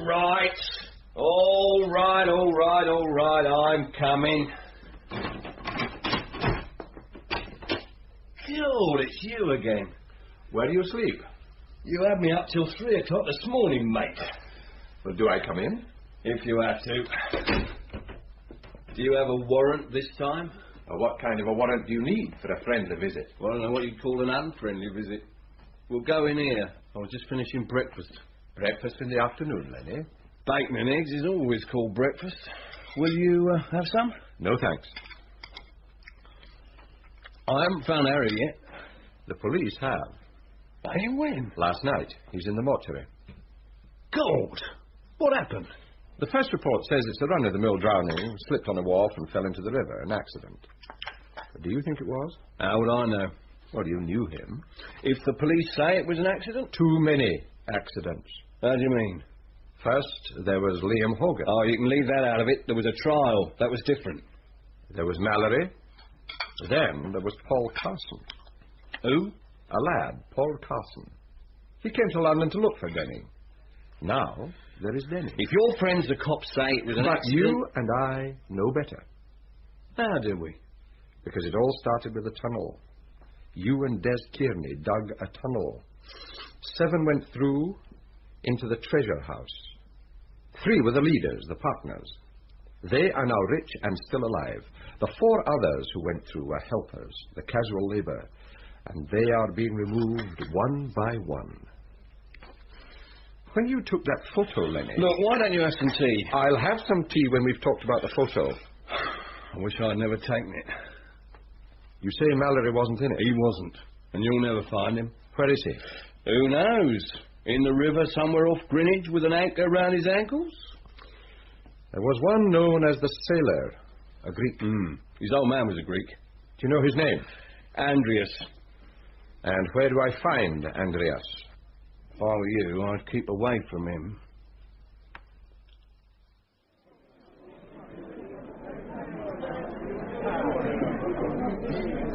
Mr. McDowell? Yes? Mr. Andreas is here, sir.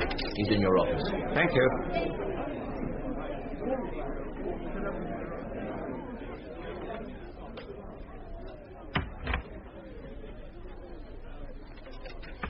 You've seen the evening papers? They found Denning. Early this morning. How did that happen? Who cares? They say it was an accident. Will it stay that way? It will. Oh, I brought the things he had in his pockets. The important things. What do we do with them? Show me. His passport, his car keys, his credit cards. Oh, and a letter addressed to him in Athens. Have you seen it? It's from Tim. Saying he won't come back. Why did he send Denning with it? He didn't send him. Harry came back on his own to ask what's being done, to lay down the rules and to talk to Johnny Garrett. Well, he isn't laying down any rules and he isn't talking to Johnny. Will you have a drink? Nope. What do we do with these things? Burn them, the letters and the credit cards. His car keys? They can't be his. He only came back yesterday. He must have borrowed a car. Who's he been seeing? He came straight to you. He couldn't have. Do you know where the car is? He didn't have it last night. I picked him up. He wanted to run around, see old places, have a drink at the Turk's Head. You didn't go there? Of course not. It was too late. First place we went to was the river. First and last.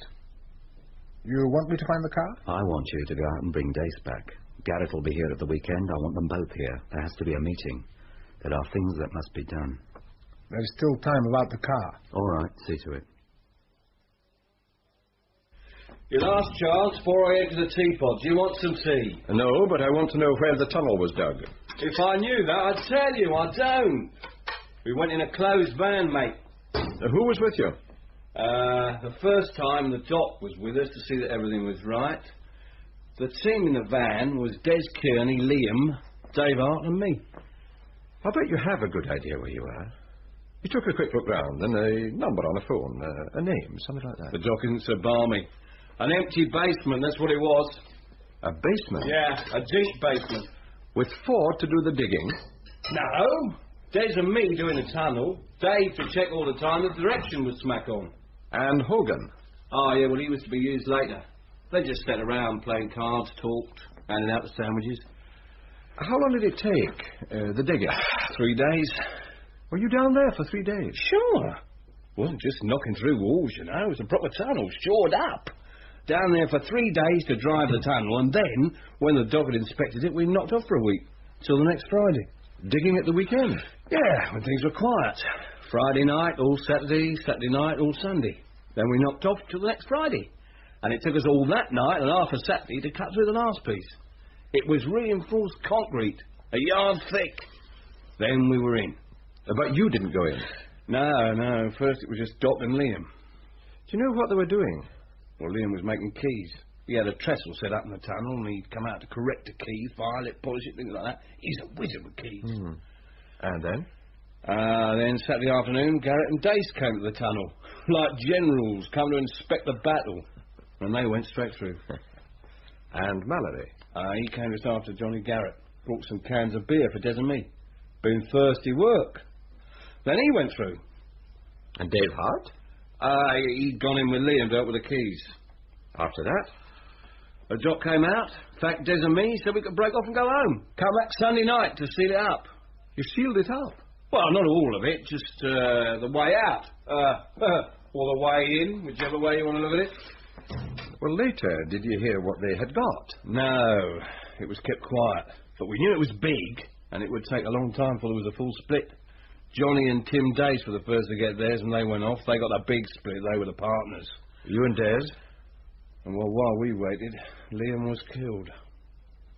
When Dave was sent down for it and no one lifted a hand to help him, Des and me skipped off. We wanted none of that. What happened to Des? He went off on his own. Tried to do a post office and got nicked. He's doing 4 in the scrubs. Well, he's safely inside, isn't he? What do you mean? It leaves you on the outside, Lenny. The only other one who knows about it. Don't you be so cheerful. I know nothing. Maybe Doc McDowell doesn't think so. It leaves you out on your own. No. Is there anyone else who knows? Yeah, there's one other. Garrett had a lawyer who always squared things for him. Oh, go on. He was to square this if it went wrong. They were talking about it. His name was... Bernard Finch. That was it, yeah. He knew what was going on? Sure. They met him several times to talk about it. But in the end, Johnny didn't need him. Nothing went wrong.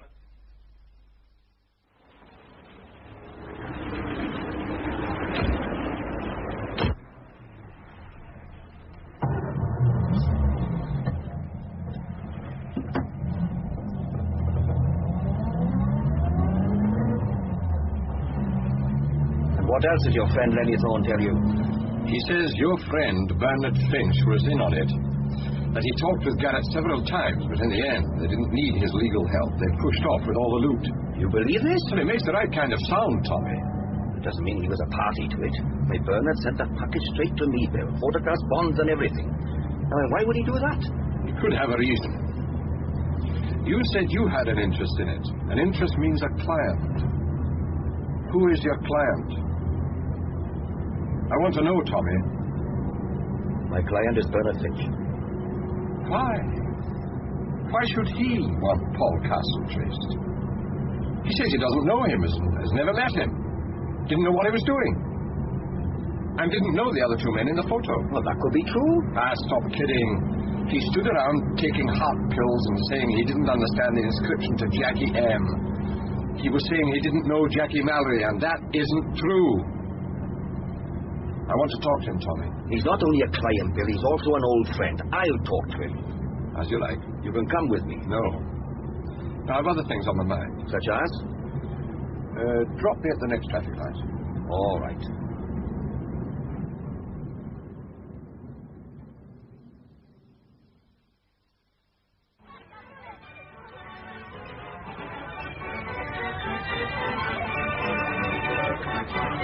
Would you like a whirl on the gallopers, Gov?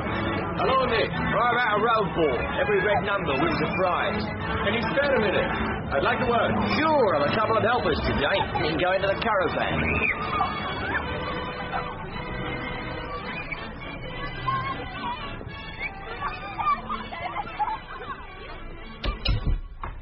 Yeah, what's it this time, Gav? Have you seen the sailor again? What, you mean since he went off with Sammy Babister? Yes. Why do you ask? Well, two things are bothering me today. First, how the local police found the body so quickly, and second, how they knew to look under the old wall. Well, they pulled up some rotten old planks, didn't they? Found him there. I'm asking how they knew to pull up the rotten old planks. Someone told them. I'm asking who told them. Nick, I saw you on that wharf in the afternoon. You keep fairground gear in the warehouse upstairs. That night, someone is done on that wharf. The police are there before the ripples have died down. They start pulling up planks. When I arrive, you are watching them. It doesn't take Sherlock Holmes to work it out. I told you I'd gone there looking for a chain. I took the chain back that night when I closed the fair down. It was late, and I decided to stay there. Yeah. About 1 in the morning, there were car headlights. Then I heard voices in the shed. I went to the top of the stairs, and there's two men walking through the shed, talking. I could see that one of them was the sailor, the Greek. I didn't know who the other one was. Well, hold it there. We'll go down to the river, and you can show me. I have to look after the fair, Gav. You have 2 helpers today, and the warehouse is only 10 minutes away. You'll be the death of me.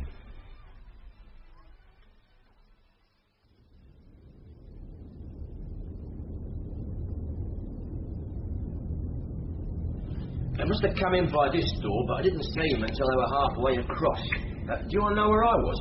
Yes. At the top of these old stairs, at that door up there, crouching. Do you want to go up? No, just walk around. Tell me what happened. Well, they were about here, talking about old times, about how they'd played on the river when they were kids. Why should they be talking about that? Well, the stranger had been away a long time. He'd just come back. Well, that's how it sounded. I could hear everything they said. It's like a drum, this place. This man climbs on the loading bay over there and clowned about a bit, saying they used to play on it. Then they went out that door onto the pier, and I couldn't hear anything else. Did you see what happened? Here, from the upstairs window. If you come up, I'll show you. I'll come out on the pier and show me there.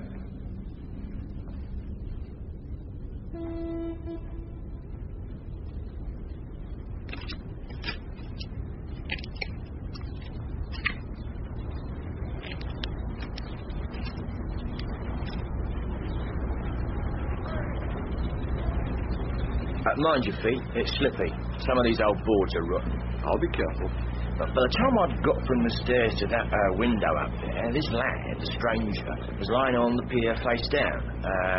Just here, like he'd been knocked out. And the sailor was bending over him and going through his pockets. When he'd been through his pockets, he looked round for a time, then he lifted a loose plank. Yeah, this one. Show me. Well, you have to give me a hand. Right. He then rolled the bloke over and dropped him through. Splash. Put back the old plank. Like that.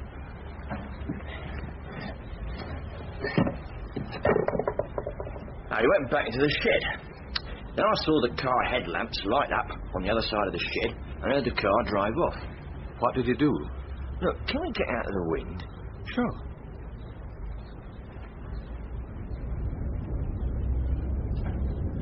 I went and phoned the cops and told them. Did you tell them your name? I'm not Dobie. We'd be in trouble. The panda car came first. They found something. Then other cars came. It was all go. What was taken from his pockets?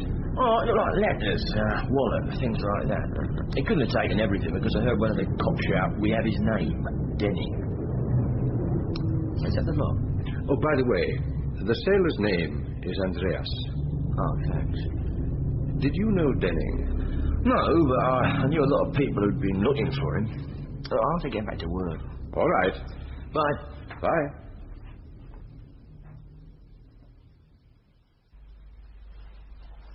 If you come this way, Mr. Galbraith, Mr. McDowell will see you.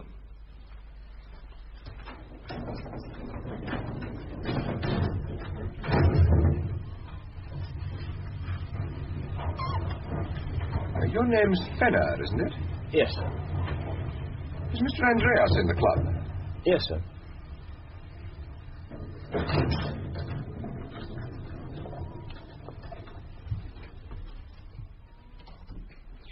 This way, sir. Mr. Galbraith. Come in, Galbraith. You have a very obedient staff. Why not? It's a well-run club.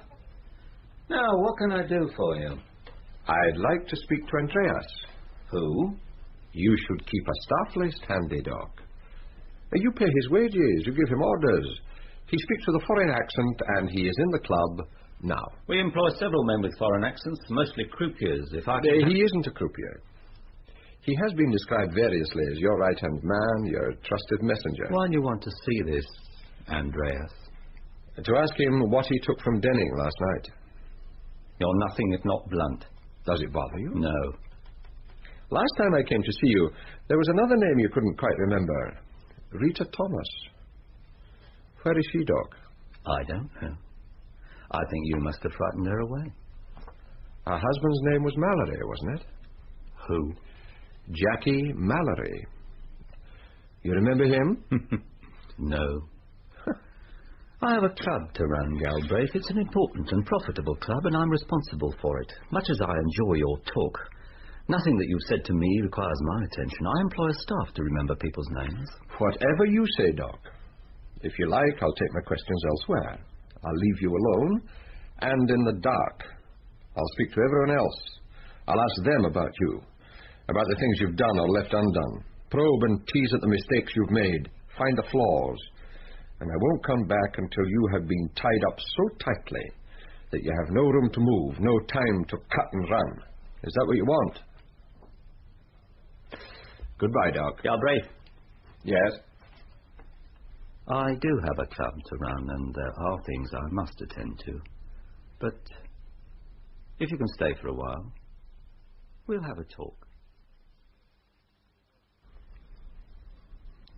Who was it who said this, Tommy? But that is not the point, Bernard.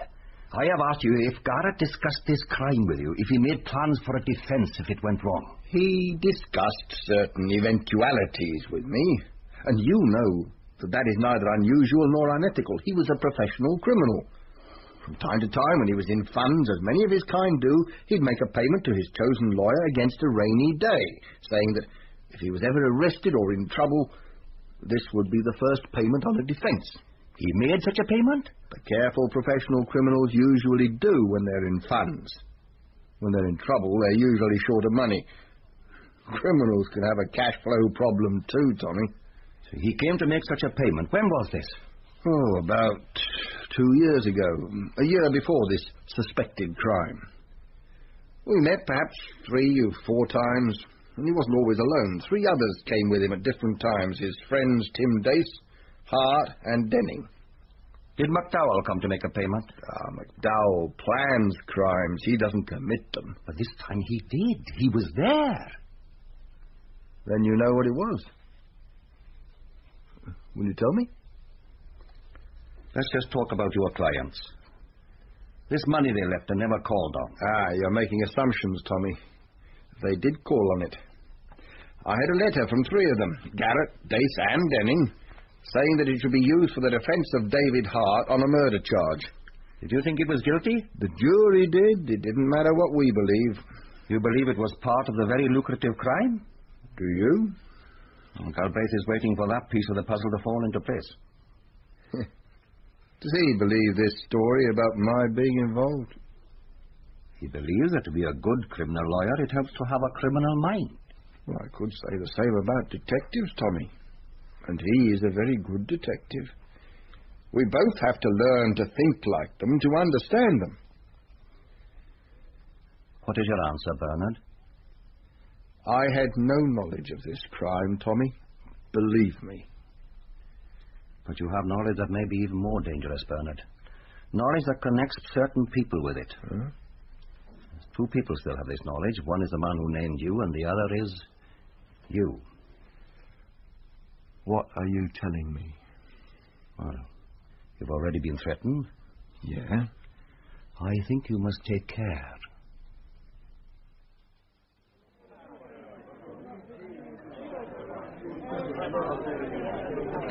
Having any luck, Galbraith? I've just had a win.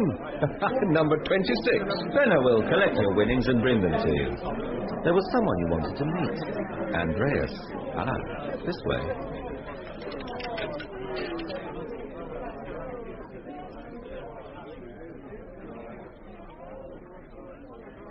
This is his room.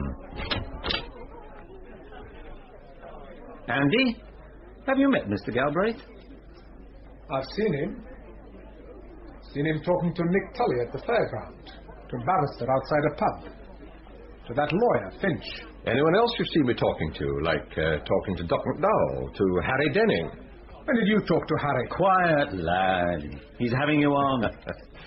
Has he told you what he took from Denning last night, when he bent over him and went through his pocket? He'll talk to you when he comes back, Galbraith. He has something to do for me first. All right, lad, you can be off. Yes, sir.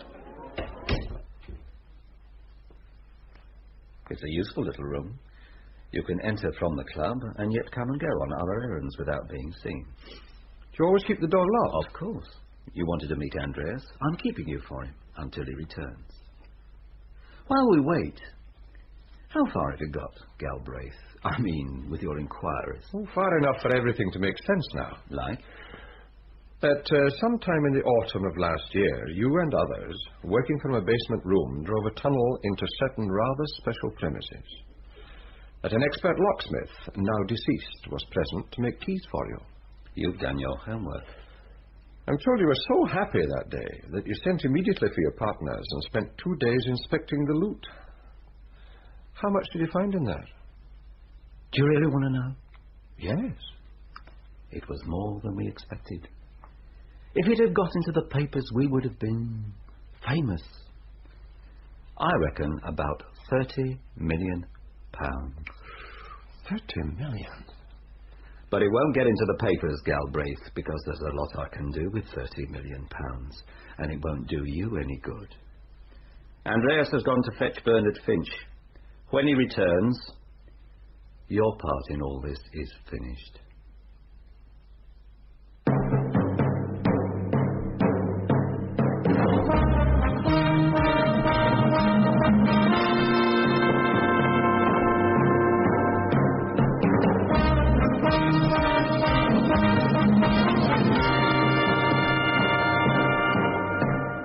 That was episode 4 of Galbraith and the Midas Touch, with Bernard Hepton in the name part. The part of Tom Evans is played by Richard Davis, and Bernard Finch by Garrard Green. McDowell of the Gaming Club is played by Robert Gillespie, and his henchman, the Greek sailor Andreas, is played by Kevork Malikian. Nick Tully of the Fairground is Clive Medicine, whilst Lenny Thorne is played by David Ryle. Michael Kilgariff played the part of Chief Inspector Collins. Galbraith and the Midas Touch is written by Robert Barr and produced by John Browell.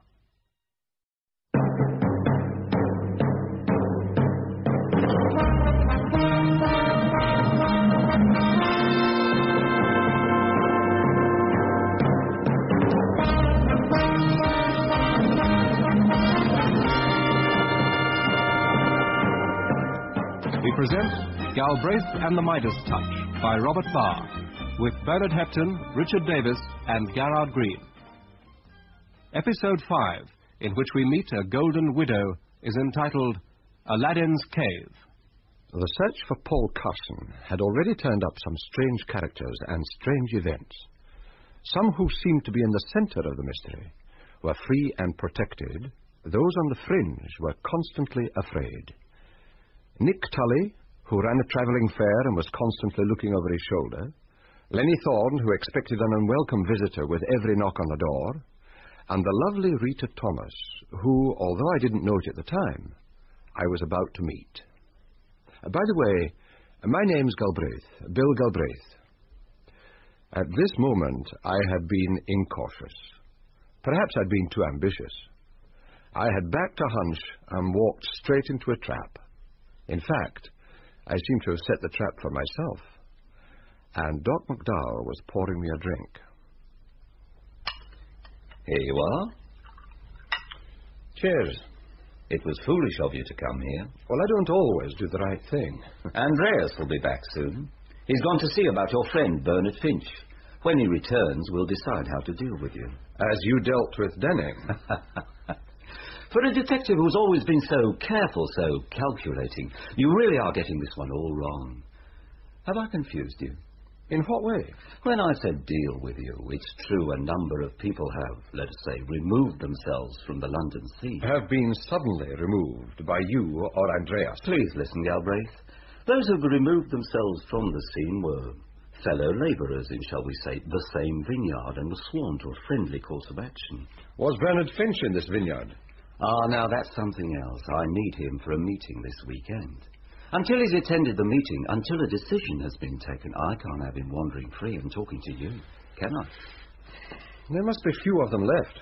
Few of who? The labourers in the vineyard. In the photograph there were 8 men. How many are left? Enough.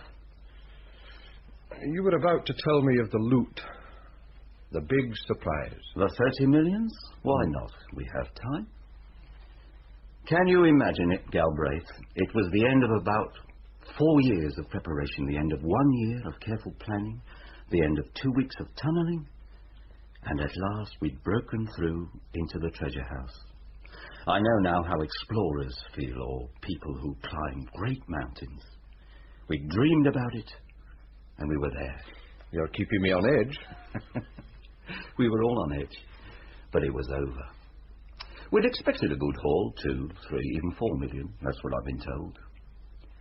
When we'd opened every safe deposit in the vault, when we'd counted the money, examined and valued every item, it took us 2 days. We had 30 million. Makes you feel dizzy, doesn't it? It does. But we found, as they say, both good news and bad. The good news was that we had it all. The bad news was that it was not all available at that time. There was about 5 million readily available in cash, in coin, in gold, in bonds, and in gems. All had been carefully hidden away from the taxman and our greedy politicians. You'd be surprised what honest people get up to. You had 5 million in cash? Quickly convertible into cash, no trouble. That lot we split immediately. And the rest of the loot, the dream of avarice? It wasn't so quickly available as cash. It would have to be sold, converted. It needed time and cooperation. And the twisting of some arms? How do you mean? I'd say that in the safe deposit boxes also hidden away were some things with which you could buy that time. The means of blackmail. 5 out of 10. You're half right. But if by blackmail you mean tears and torment and the squeezing of blood from stones and that sort of thing, you do us an injustice. Believe me, there wasn't a tear. Well, it's hard to believe. If I could show you, you'd understand. You'd really be surprised at what kind of skeletons are hidden in rich cupboards nowadays. And even more surprised at what our really rich, our secret tycoons will do to save themselves from prison. So, the silence of the previous owners of the loot we already have, and their cooperation with us, in return for our silence about them. I suppose the gaming club has helped, as a meeting place. Yes. Yes, we were talking about the other labourers in the vineyard. Were we? Why? Oh, yes, about them being members of a group, members one of another. You were not a member of that group, so you are quite safe. You mean that? Of course. You can't do me any harm. What is it the Theft Act says? Taking away the property of another with the intention permanently to deprive him of it. What other? It requires a complainer. No complaint, no crime. There were other things than theft. Tell me. Your keymaker is no longer alive. His best friend is no longer at liberty. Liam had an eye for a pretty girl, and unfortunately the promise of wealth made him impatient. The pretty girl happened to be his friend's wife. How convenient. Why? It made fewer shareholders. If you have something you know, you should tell the public prosecutor. And Mallory? He was given his full share, $1 million, and went his way. That isn't what I heard. Would you say that your evidence is solid? No. My evidence is gold-plated, and I have committed no crime. There is one who was... What's that? Andreas. Coming back, you were saying? There is one who was not a member of your group. Who? Paul Carson. Are you so sure he wasn't? Wait. Is there anything else you want to ask? No. Excuse me. Come in. What did he say? He was pleased that you're ready to see him. He's downstairs. Drive Mr. Galbraith home. Where are you talking about Bernard Finch? Yes. I want to see him. You are suspicious. All right, I'll see what he says. Which room did you give him? The extension is 253.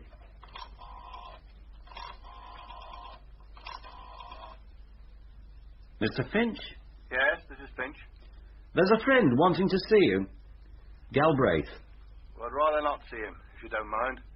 As you wish. He doesn't want to see you. Let me talk to him. Don't be impatient. You'll see him.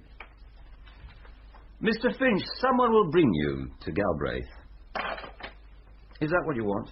You can meet him in the gaming room, and he'll be free to walk out with you if he wants. Follow me.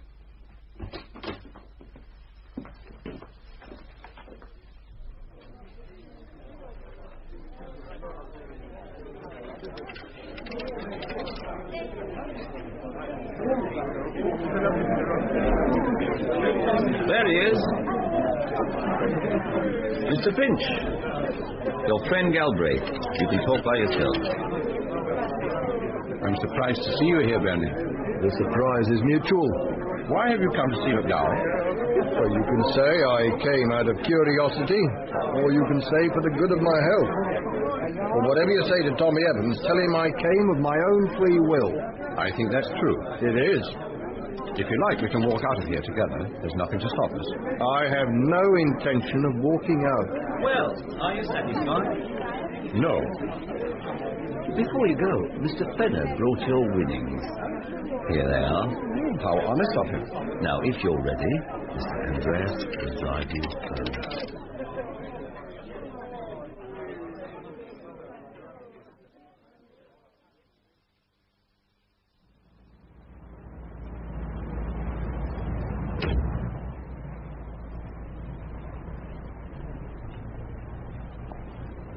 Where do I take you?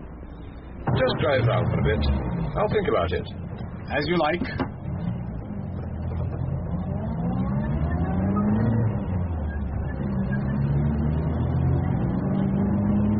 Have you made up your mind? You could drive me to the old warehouse.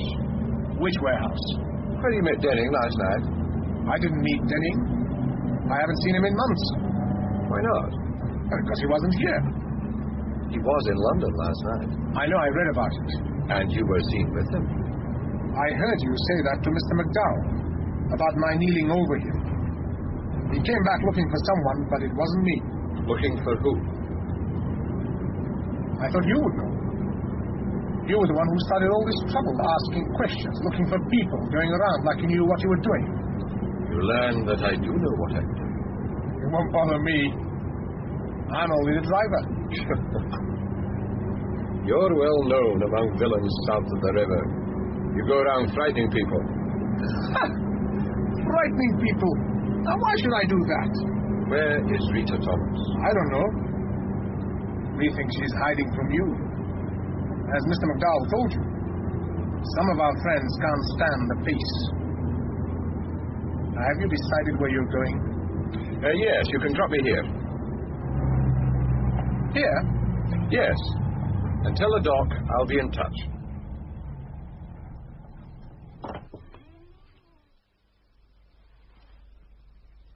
And Bernard Finch was there? Yes. Did he say why? He said to tell you that it was of his own free will, out of curiosity, and maybe for the good of his health. And it isn't of his own free will? Oh, yes, it is. We met in a crowded gaming room, all sorts of people around us. I asked him to walk out with me. He said no. He was among his friends again. Now, there are some questions to answer, Tommy. Bernard Finch is your client. He sent a package to you. It contained a photograph and a claim to £1 million. Now, he sent it innocently, as though butter wouldn't melt in his mouth, saying, will you please sort this out for me and find the missing man? It was a genuine request, Bill. He is ill. I mean, he couldn't check it himself. And he's also retired and no longer plays with his naughty friends. Now, you've told me all that. He was innocent, Tommy, until Lenny Thorne told me that he was in on it, that he had discussed the crime with the chief architect several times. Now, you'll have to convince me that you're not batting for Finch. All right, I will. When is this meeting? This weekend. And you think he'll stay until then? Well, that's the purpose of the exercise, gathering them all up. A meeting to explain what has happened to date and to decide what happens next. So, if he's safely out of the way, we can go to his office and look through his files. You do that. Well, you asked whose side I'm on. What's his new partner's name? Jennings. I'll explain when we get there.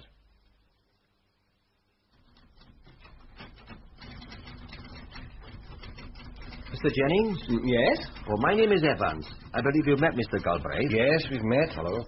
I have a letter from Mr. Finch authorizing me to make certain inquiries on his behalf. Would you like to read it? Please. Well, you had a break-in the other night. Yes, we had. It's quite a mess. Bernard is still worried about certain papers, if they are missing. Oh, did he mention it? Yes, he did, Mr. Evans. Well, the letter seems in order. I'm afraid the files are still a bit of a mess after the break-in. Which ones do you want you to check? The murder case, David Hart. Mm-hmm. And the files of the witnesses who were called and those who made statements. Yes, well, I think you'll find them amongst this lot. If not, they may be in the end cabinet. Here's the key. If you need any further help... Oh, thank you.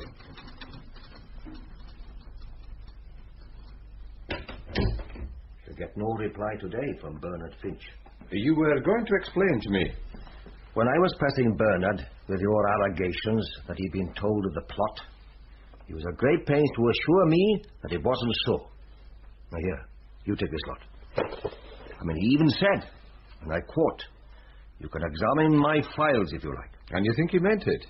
That it gives you permission? Well, of course he didn't mean it, but it does give me permission. Because he isn't here to stop you. Well, if you'd rather not. I have an insatiable curiosity. Let's get started. Hello. It seems he did think Dave Hart was guilty. Does it say so? There's a plain little note here to Hart's wife. Here in the files. When he was pretending you could look through these files, did he mention again that McDowell's file was missing? Yes, he did. Well, it isn't missing. It's here. The lying devil. I told you, Tommy. Let me see it. Anything interesting in it? Yes. He pretended he had no real connection with McDowell. It wasn't true. There's a statement here. Have you seen a file on Mallory? No, try the cabinet. Yeah, sure.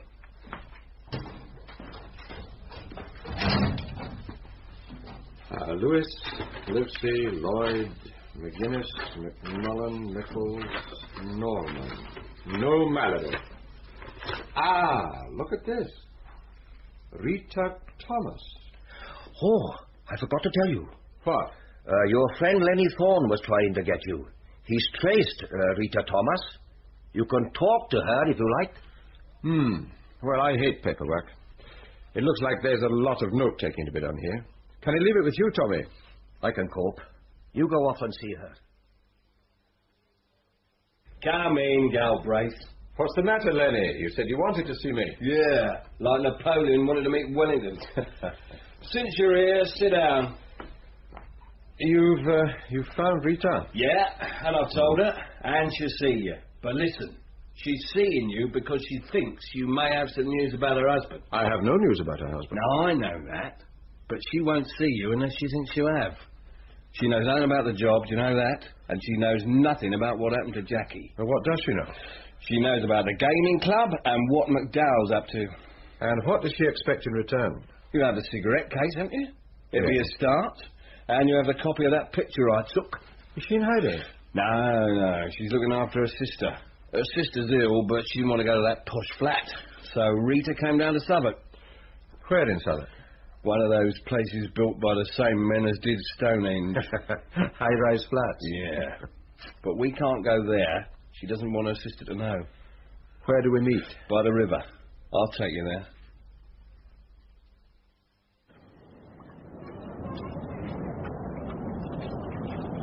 Yeah, that's her over there. Pretty, ain't she? She's everything they said about her. Who said? People who admire her. Oh, yeah. Dark, isn't it? In the heart of London, having to meet out in the open, keeping an eye out for people like Andreas. If you're afraid of him, I'd have thought the docks were the worst place to meet. In this part of town? Where else is there? We'll have to go round this way. There's one thing. What? She doesn't know Jackie's dead. Is he? Yes, it's true. But she was told he'd gone away for a time. You'll leave it to me to tell her. Hello, Rita. Hello, Lenny. How are you? Fine. This is Mr. Galbraith. We've never met, but I've heard of you. Heard what? You did me once while we were courting. Twice. Yeah. Lenny says you know Jackie. I met a woman who knew you when you were a kid in Camberwell. Who? Mrs. Palmer. Oh, Ma Palmer. How did you meet her? I've something to show you, a gold cigarette case. Have you seen it before? It's Jackie's. Where did you get it? From old Ma Palmer. Lenny, how did she get it? Don't ask questions, Rita. Just listen to him. It belonged to your husband. Where did he lose it? Please, can I have it? Open it. Who gave it to him? His friend, Harry Denning. What was the service? The act of friendship? No, he never told me. It was something Jackie did and Harry was grateful. On September 7th. Lenny? That was the night everyone came back looking happy. The JM on the front of the case. Now, that wasn't your husband. No, it was part of Harry's share, but Jackie liked it because of the JM on the front. How much did Jackie get as his share? Oh, I don't know. He took it away with him. Away? Yeah, he went off to do a job for Doc McDowell. He hasn't come back yet, so the Doc is looking after Rita. Does anyone know... Hold it. We're being watched. Where? Over by the bridge. So keep facing the river. It's Andreas. He's been out looking for Rita. He ain't recognised you yet. Can we get away from here? There's an underpass that will take us back to your car. Do we make for it? Well, if he's just looking for me, I'll stay here and you two can go. No, I need you. Come on. Is he coming this way? No, he's still in his car figuring it out. He spotted Rita, but he'll have to come round by the docks.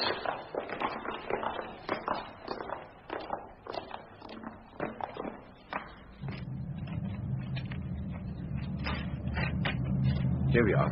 In you go. Where are we going? I have some things to show you. My sister, though, she's waiting for me. It won't take long. Have you seen him? He crossed our track back there. He didn't see your car. He told me he was just a messenger boy. Let him see you with Reader and you'll know different. Look, turn left here. I think we can lose him.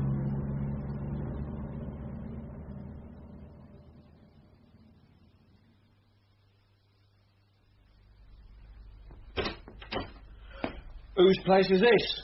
It's the office of a friend of mine, Tommy Evans. He's busy somewhere else, but we can use it for a while. Come in, Rita. Thank you.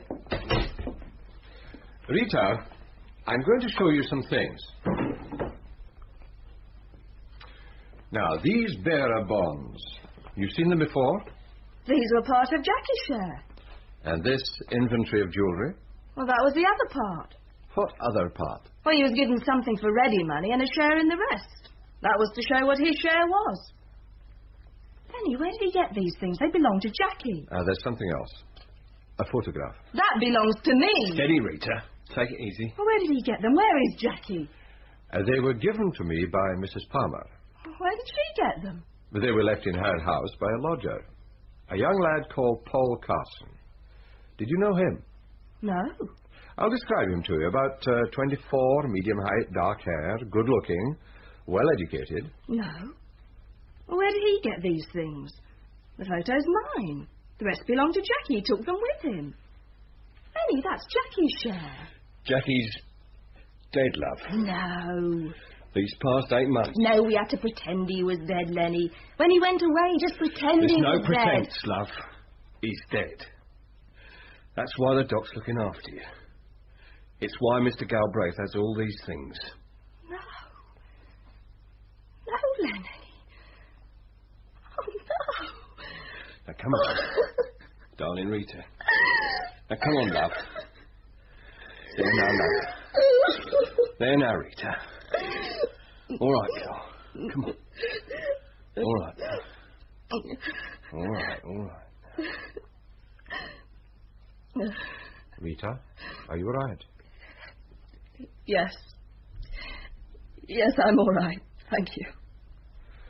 You were asking why I have these things.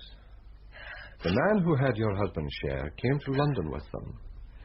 He came searching for Harry Denning. Now, why should he do that? Harry was Jackie's friend. But why should this man have Jackie's share, and his cigarette case, and the photograph? I don't know. Try. He must have got them from Jackie. What was his name? Carson. No, the other name. Paul. Jackie had a brother, Paul. Young brother. He'd be about 24. Did you ever meet him? No, we were only married 4 months. Lenny, when was Jackie Mallory killed? I told you. It was 8 months ago.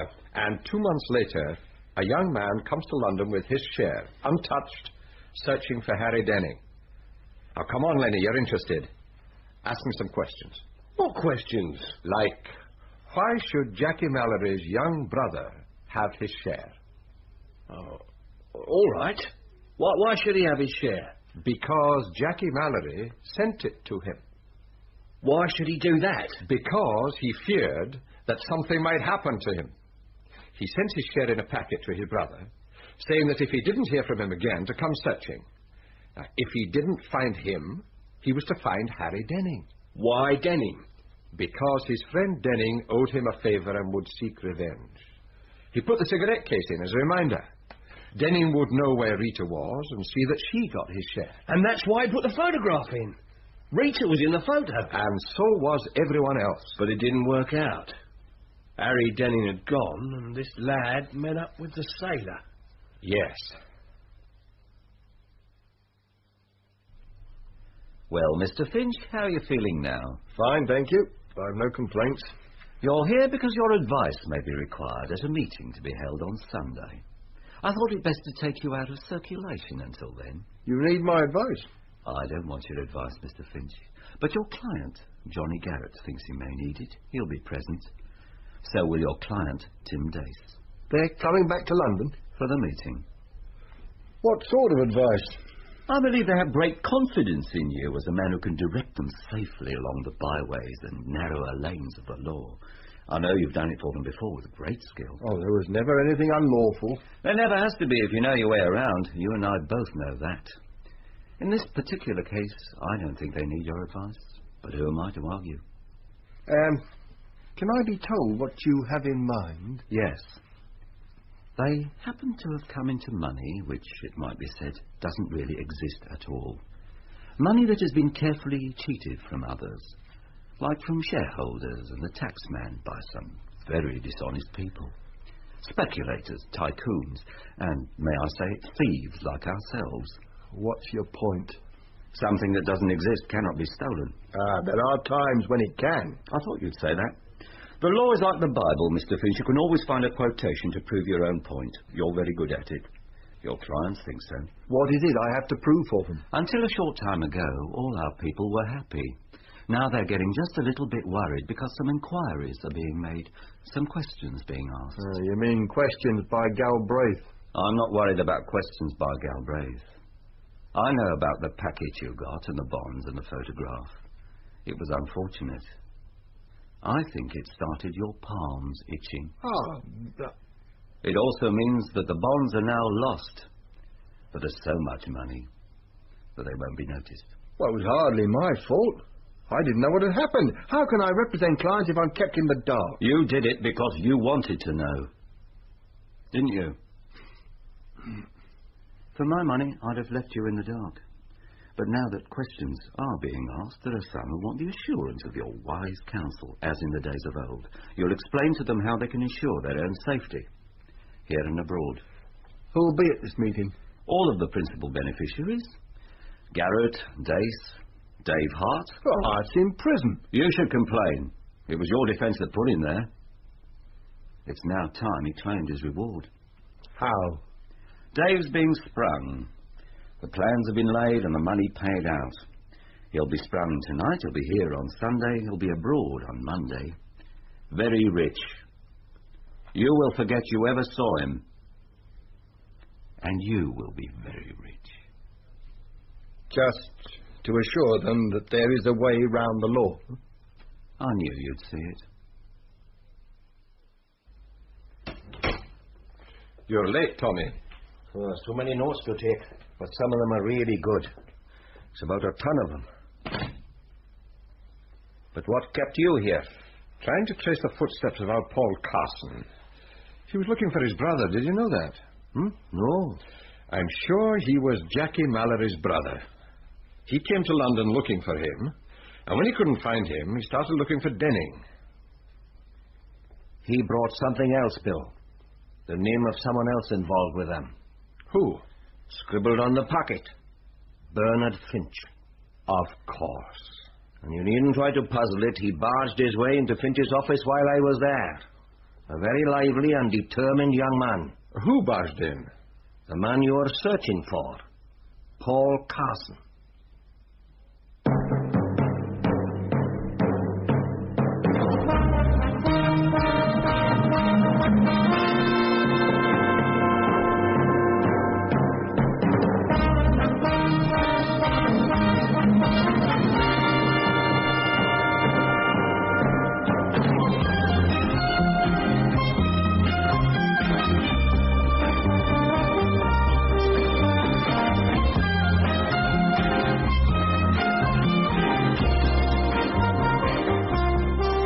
That was Episode 5 of Galbraith and the Midas Touch, with Bernard Hepton in the name part. Tom Evans is played by Richard Davis, and the lawyer Bernard Finch by Garrard Green. The widow Rita Thomas was played by Rosalind Slater, Lenny Thorne by David Ryle, and Andreas by Kevork Malikia. McDowell, the organizer, is played by Robert Gillespie. Galbraith and the Midas Touch is written by Robert Barr and produced by John Brow.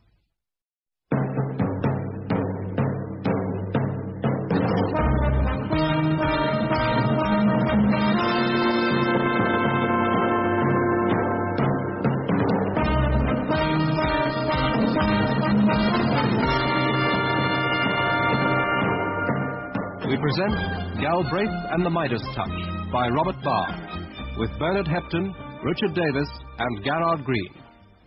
The sixth and final episode, in which the man with the golden touch appears to be monarch of all he surveys, is entitled The Pyramid of Gold. It is one of my pet beliefs that the world is divided into those who might and those who already have. I had no doubts that the men I was after not only already had, but they were also about to. That is, despite all my efforts, they were about to get away with it. By the way, my name's Galbraith, Bill Galbraith. I had discovered a theft of fabulous proportions from a series of safe deposits, about £30 million.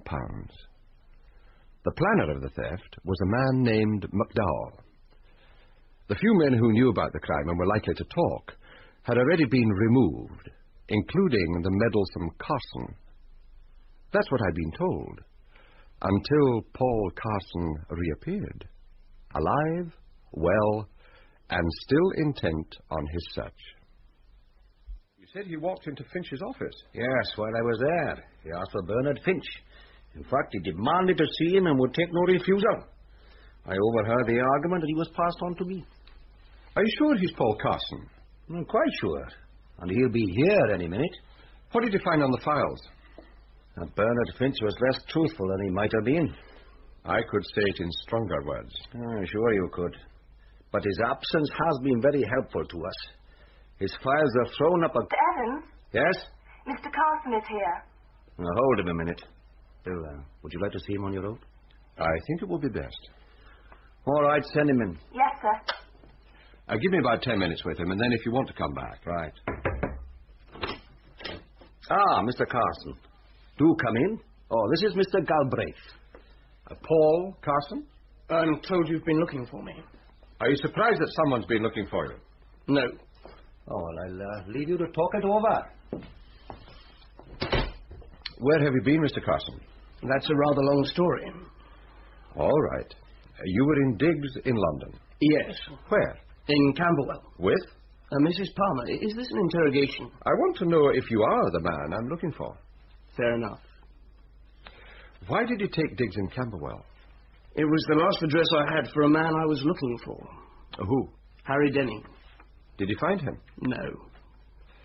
You left your digs one night to meet him. I expected to meet him. I went to a pub in Rotherhithe. I met a sailor who took me down to the docks. He told me Denning was on one of the boats. And?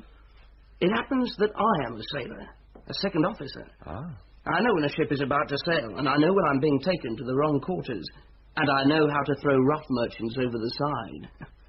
My guide ended up in the river. I was lucky to have only a broken head, and our ship had already caught the tide and was on its way to South Africa. Well, you could have demanded... I was beaten up, and I was broke. When I left my digs that night, I was already short of money. I had to earn enough to come back and look for my brother's friend, and, incidentally, to look for that sailor. Harry Denning is dead. Did you know?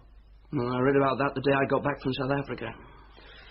You left something with your landlady that was worth more than you ever owed. I know. Why don't you tell me the story? All right. I've told you I'm in the Merchant Navy. Uh-huh. I was at sea when I received a package from my brother. He sent it with a letter saying he might be in some kind of danger. He thought he was. He said that when I got back to port, I should come to London. If he was there, I could return the package unopened. But if I couldn't find him, I was to search for his friend and give the package to him. Can you describe the man you met in the pub? Yes, he was a stocky fellow of about 28, dark-haired, half-Greek. The skipper of the ship gave me his name, Andreas. Yes. I think he intended to kill you. I'm sure he did.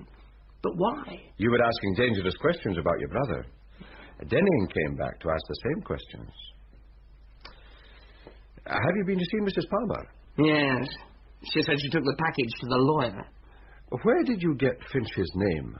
I was given it to someone to keep away from. Ah, that explains it. Well, I know the stuff in the package had to do with a crime, but my brother's cigarette case was in it. Can I have it? I had the same question from his widow. Oh, yes. He married, didn't he? Would you like to meet her? Yes. I'll try to arrange it. And if you stick around, you might even get your hands on Andreas. Cigarette? No, thank you, Lenny.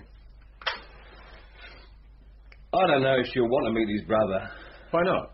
She's gone back to her flat, that's why. Andreas will be watching her. You can't take the brother there. Then we'll have to find some way of getting her here. Tell her her sister's ill again. Is that the best you can do? Well, we'll think of something. We still haven't figured where your tunnel was, Lenny. I don't know where it was. Oh, you must have seen something. Yeah, I saw a lot of rubble, a lot of broken bricks, a lot of dust and sweat. You should try it sometime. 3 days locked up in a dark tunnel. It wasn't always dark. I mean, no daylight. Not even when we left. Now, there must have been. The second time. You said it was a Saturday afternoon. Inside the van, it was dark. A van has a windscreen, Lenny. And sometimes a friendly driver who will chat to his pals. Who was the driver? Hey, there was one thing. Yeah? I was dying for a smoke when we left, and I leant over to get a light from the driver. Yes? Well, I just glimpsed it through the windscreen. We were crossing a bomb site. Where? Well, we're in London, mate. A bomb site, they're 10 a penny. Not now, Lenny. Oh, yeah, there's still plenty of them. A bomb site or an area cleared for construction. Well, what's the difference? Anyway, it was a year ago. Is there anything you can remember about the bomb site? Something you saw? Yeah, there was one thing I saw. Part of a wall. There was graffiti. What did it say? It said, teach yourself fire eating. Are you having me on? No, honestly, that's what it said. Anything else? Yeah, something about West Ham rules, okay. Let's go and have a look. You must be joking. I don't even know where it is. I have my car outside. You'd be surprised what you know. Come on.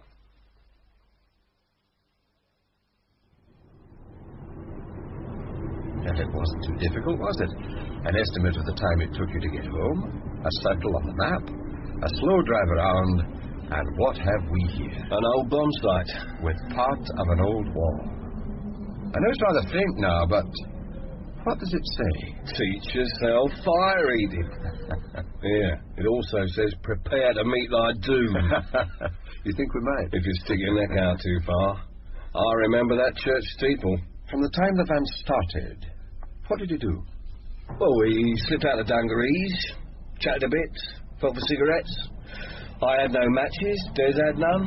The driver said he had a lighter. It didn't take 5 minutes, did it?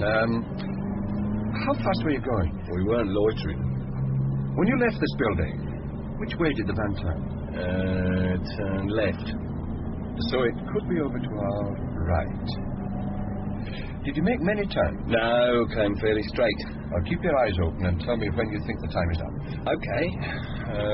Dungarees off, chatting, feeling for matches. About now, I'd say.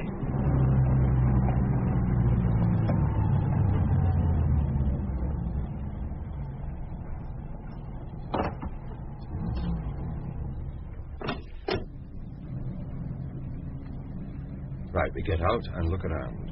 Look for a nice solid building that might have a big, strong vault in the basement. Quiet, isn't it? Saturday afternoon, the city is quiet. How about this one? Have a look at the bottom plate. What does it say? Guardian Safe Deposit Vaults. How does it feel? Let's look round the corner. Down that lane.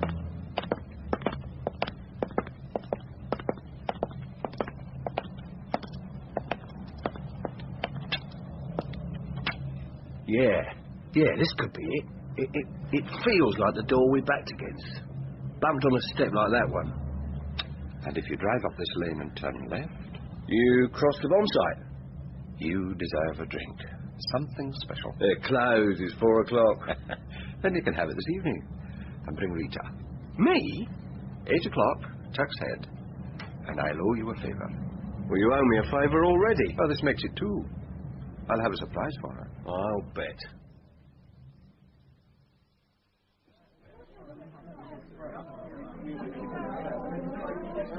You managed it? Yeah, I managed it. She's here. Good evening, Rita. Come and sit next to me. There's someone you should meet. Jackie's brother. I think I would have known him. You have his smile. So they say. Do we say hello? Hello. What do you think? Paul, isn't it? You go to see? Yes. If I'd seen him in the street, anywhere around here, I'd have got a shock. I'd have thought Jackie was back. You look like when I first met him. Lenny? Yeah? Set up the drinks. drinks. You're back in your flat now. I went back yesterday. Did you have trouble getting away? Not much. They're all busy at the club setting up for a meeting tomorrow. Sunday? The club's always closed on Sunday. It'll be peaceful. What sort of meeting? To arrange a share out. The package you had was for Jackie's share of it. Did you know? I thought it was something like that. How much? About $1 million. Yes, but it's lost now. Rita, you said that Jackie's share was in two parts.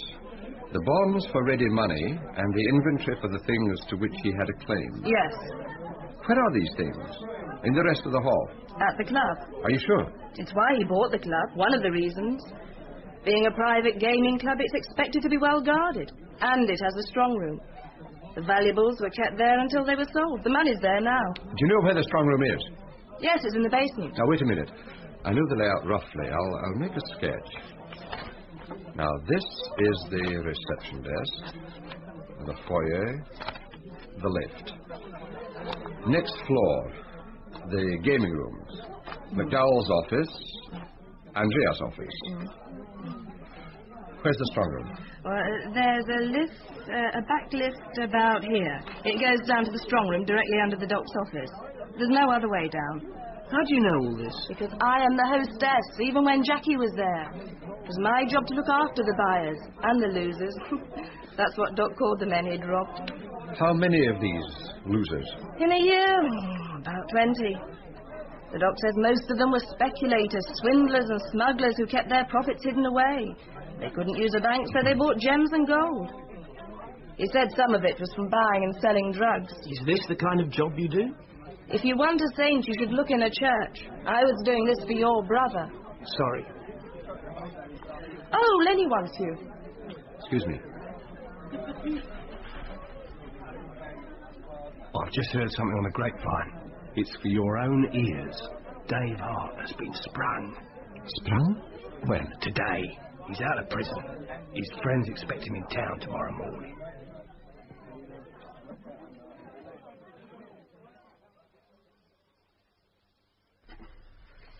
First, let's give a coming-out welcome to our good friend, Dave Hart. A deadline was set and a deadline was met by all. Johnny's back from the Côte d'Azur. Timmy's back from his Greek fortress. Dave is returned from incarceration. Andreas is also back with us. And as I promised, your advisor, Mr. Finch, is here for today's meeting. Hello, everyone. It's a bit early, but I think a little champagne is called for. So let's drink to it. We aren't all here yet, Doc. Are you talking about absent friends, Johnny? Yeah. We have 3 absent friends. I think we can forget about Liam. He wasn't married. His share will be pooled. Denning's share will be pooled. Mallory? I'll suggest his share goes to Rita. Yeah, good idea. Now, let's get the meeting started. Gentlemen, your attention. We all have timetables to keep of one kind or another. We all have an interest in what's happened in the past year, and I'm sure you have a special interest in what is coming your way.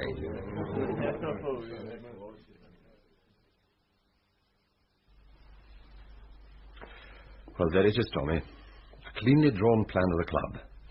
Here in the basement is a strong room in which the loot is being stored. Somewhere in these rooms above, a meeting is going on. It's Sunday. All is quiet in the streets outside. And you want a raid? While the loot is still there. And if it isn't, or you can't find it? Well, there's not only a fortune in loot, Tommy. Garrett will be there. Dace will be there. Convicted criminals. And McDowell will be there, and he is not a convicted criminal. He's the owner of the club. And there will be a lawyer there. A very smart lawyer. Can't be done, Bill. You'll have to think of some other way. You still have some pull, Tommy. You could make it official. No. All right. I'll go and watch the place. I'll prove they're there. Do you want me? No. I'll find Paul Carson.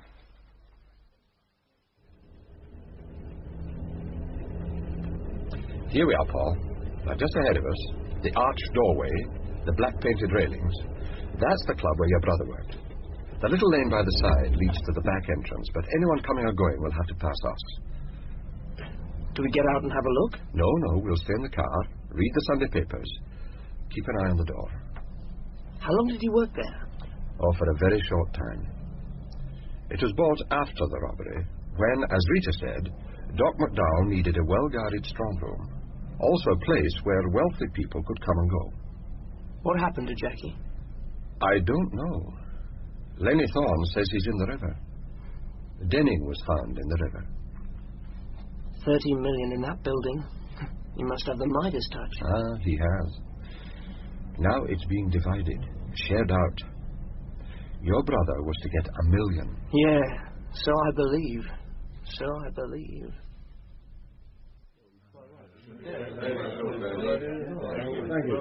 Thank you, Mr. Finch.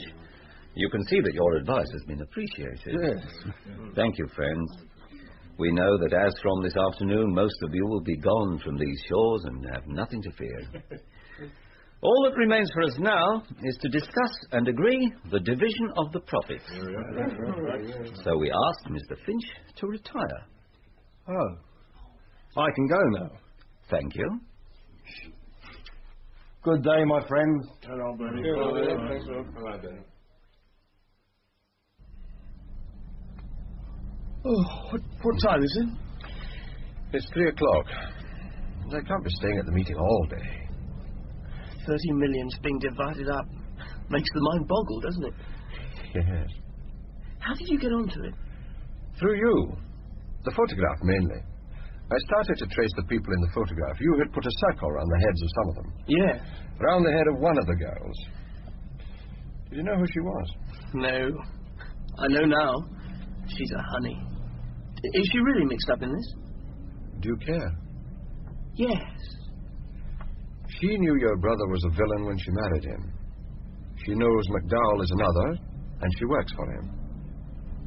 She helped to fleece the losers. Yes. There's the front door opening. Keep still. Who is it? Our friend the lawyer, Mr. Bernie Finch. He's coming this way, looking for a taxi. We'll surprise him. Good afternoon, Bernie. Oh, you, Galbraith. Can I give you a lift? Yeah, why not? It's quite comfortable in the back. I just moved those things. Did they let you out early? What do you mean? From the meeting, Bernie. Meeting? I was speaking to McDowell on Friday, don't you remember? He was arranging a meeting. He sent for you because they wanted your advice. That is correct. He wanted my advice. Who else is in there? There's just Mr. McDowell. He didn't want your advice. He said Garrett wanted it, and Dace. Are they in there? I don't know who is in there. I was meeting alone with one person, the owner. And what advice did he want from you? Advice on the gaming laws, what else? Bernie, I know Garrett's in there. So is Dace, so is Andreas. It's the share-out. And if Denning had been... Dave Hart was sprung yesterday. He's one of the partners, Bernie. Is Dave Hart in there for the share-out? Is that why he was... Galbraith, do you know what you're saying? I'm saying, is Dave Hart in there? Who is this young man? That is the young man you asked me to find. Paul Carson. Now, what was it you wanted? Did you know he was Paul Mallory? I'm leaving you. I'm asking you who is in there. I saw only the owner of the club. I gave him advice on the gaming laws. If you have any sense, Galbraith, you will understand what I'm saying. I'm leaving you. I'll find a taxi. Tommy, you'll have to agree. Dave Hart is in that building. I know what you're saying. The one case where there can be no delay. The police don't even need a warrant. An escaped prisoner. An escaped murderer. They can take the place apart. They don't even need to say sorry. There's one thing wrong, Bill. What? You don't know that he is in there. Of course I know he's there. I saw Bernie's face when I mentioned it. He went white. Did he admit it? Of course he didn't. He's a lawyer. He's got to cover himself. So only McDowell. But I can say I saw Dave Hart go in. Bill? What's the matter? You gave me a case to solve. I'm giving you the answer. And it's only my neck on the block. I'm saying it. I saw Dave Hart go in. All right. I'll phone Joe Buddy. You'll have the heavies all around you. Good. While you're doing that, I'll get back. I left Paul Carson watching the door.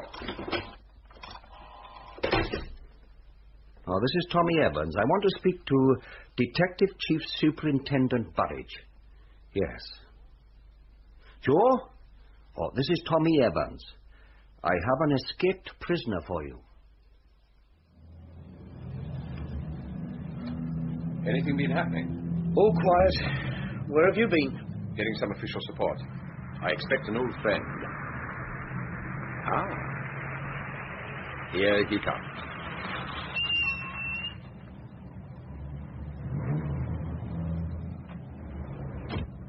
Hello, Bill. I had a call from Tommy Evans. What's it about? One of Her Majesty's guests flew the coop. I know. Dave Hart. You know where he is? The gaming club across the street. You knew Hart's friends, didn't you? McDowell? Yes. McDowell owns the club. Oh. They're in there celebrating. Do we put a stop to it? Sure.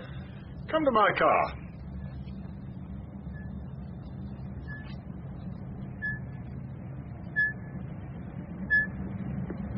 You're quite certain about this, Bill? Yes. Good. Echo Control to Echo 1. Are you hearing me? Echo 1 receiving. You know the building we're after. You know the positions. I want 2 cars at the rear, and I want one to close this end of the street and one at the other end. 2 cars at the front door to support me, and I want it done quietly. Understood. Echo 1, out. It'd be nice if Hart's only out for the weekend. I have a plan of the club. Oh. How are you so familiar with it, Bill? I called on McDowell the other day. I mean, how did you happen to be here when Hart went in? Will you take my word? Echo 1 to Echo Control. Echo Control. All cars in position, sir. You know the drill. An entrance from front or rear, report to me. Hart? You were saying? That it would be nice to have him in the cooler again. Would you bet on it? Echo 1 to Control. We're in at the rear. Meet you at the front door, sir. We'll be there. Come on.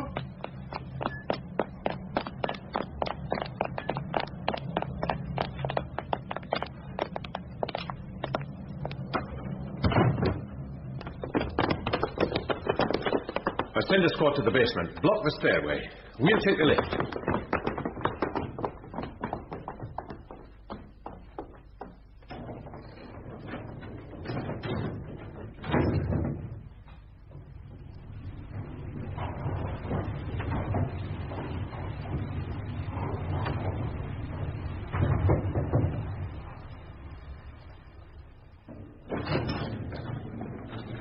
This is the gaming room. Someone's been here and left in a hurry. Either in a hurry, or they thought they had no need to clean up. Check with the basement. Echo Control to Echo 1, where are you? In the basement, sir. There's a big strong room here, but no one in sight. Thank you. Out. Any bright ideas? Well, search the building, roof to basement. What do you expect to find? Well, you can see there's been a celebration, Joe. I mean, chairs, empty bottles, empty glasses. If you take prints from the glasses, you'll find there was a right collection of villains here. You'll find Hart's dabs for sure. Papers all over the place. A notepad on the desk. It says... Can you read this, Bill? It says Paphos.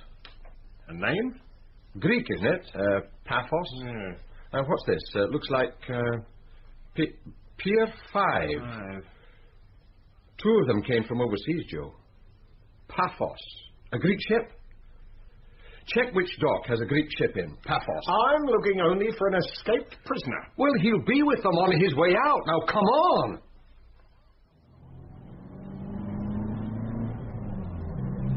Where are we going?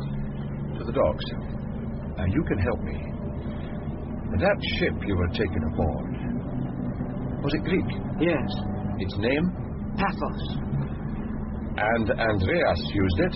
He had some arrangement with the skipper. Would you recognize it in the docks? No trouble. I know where it is. Good. We may be boarding it. If we get there in time.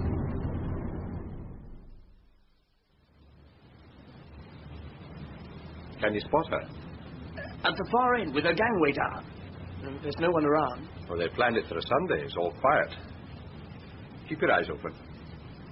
There's the sailor who jumped me. Where? Andreas with another man, just going to number 2 shed. Come on.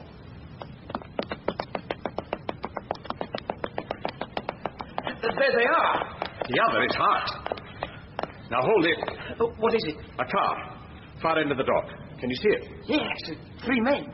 Garrett, Dace, and McDowell taking an afternoon stroll, making for the Greek boat. Do we stop them? No. Once aboard, and we have them sewn up. Just keep an eye. Hell! Come on! There's Andreas! Andreas! Hart! Big Hart! Oh, you have no chance! Just give yourself up! Bill, where are you? Over here. Glad you could come, Joe. There's 5 to round up. I'm interested only in one. Hart, he's just run up that gangway. Follow me.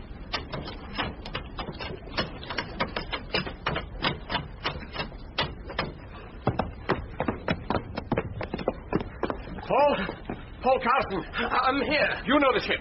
Where will Hart be? This way, for sure. There's Andreas. Now watch out! Leave him to me. Good lad, hold him. Right, now then. This cabin? It's locked. There you are, Joe. One escaped prisoner. All right, you're running. And who's the other one? Timothy Dace, on his way overseas, aiding and abetting an escaped prisoner. Now take charge of the baggage, Joe. It's rather valuable.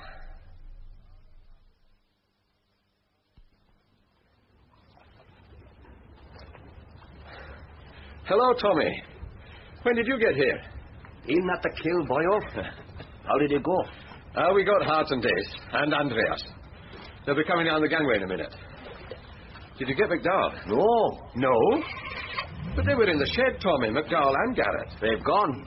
Slipped. Well, there go 3 of them. If McDowell is on the run, we can look in his strong room. You won't find very much. I suppose not. Not now. Collared the lot, except Midas himself. He's the clever one. What did you expect? I don't expect criminals to get away, Tom. The contract was to find Paul Carson, Bill. You found him. Would you like to keep the photograph? Yes. I suppose so.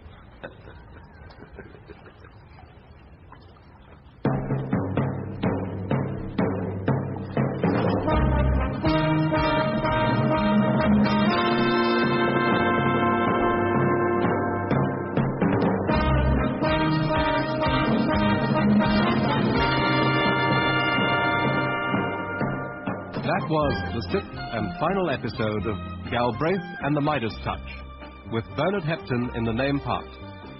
Tom Evans was played by Richard Davis, and the lawyer Finch by Garrard Green. The man with the Midas Touch, McDowell, was played by Robert Gillespie. Inspector Burridge by Michael Kilgarriff.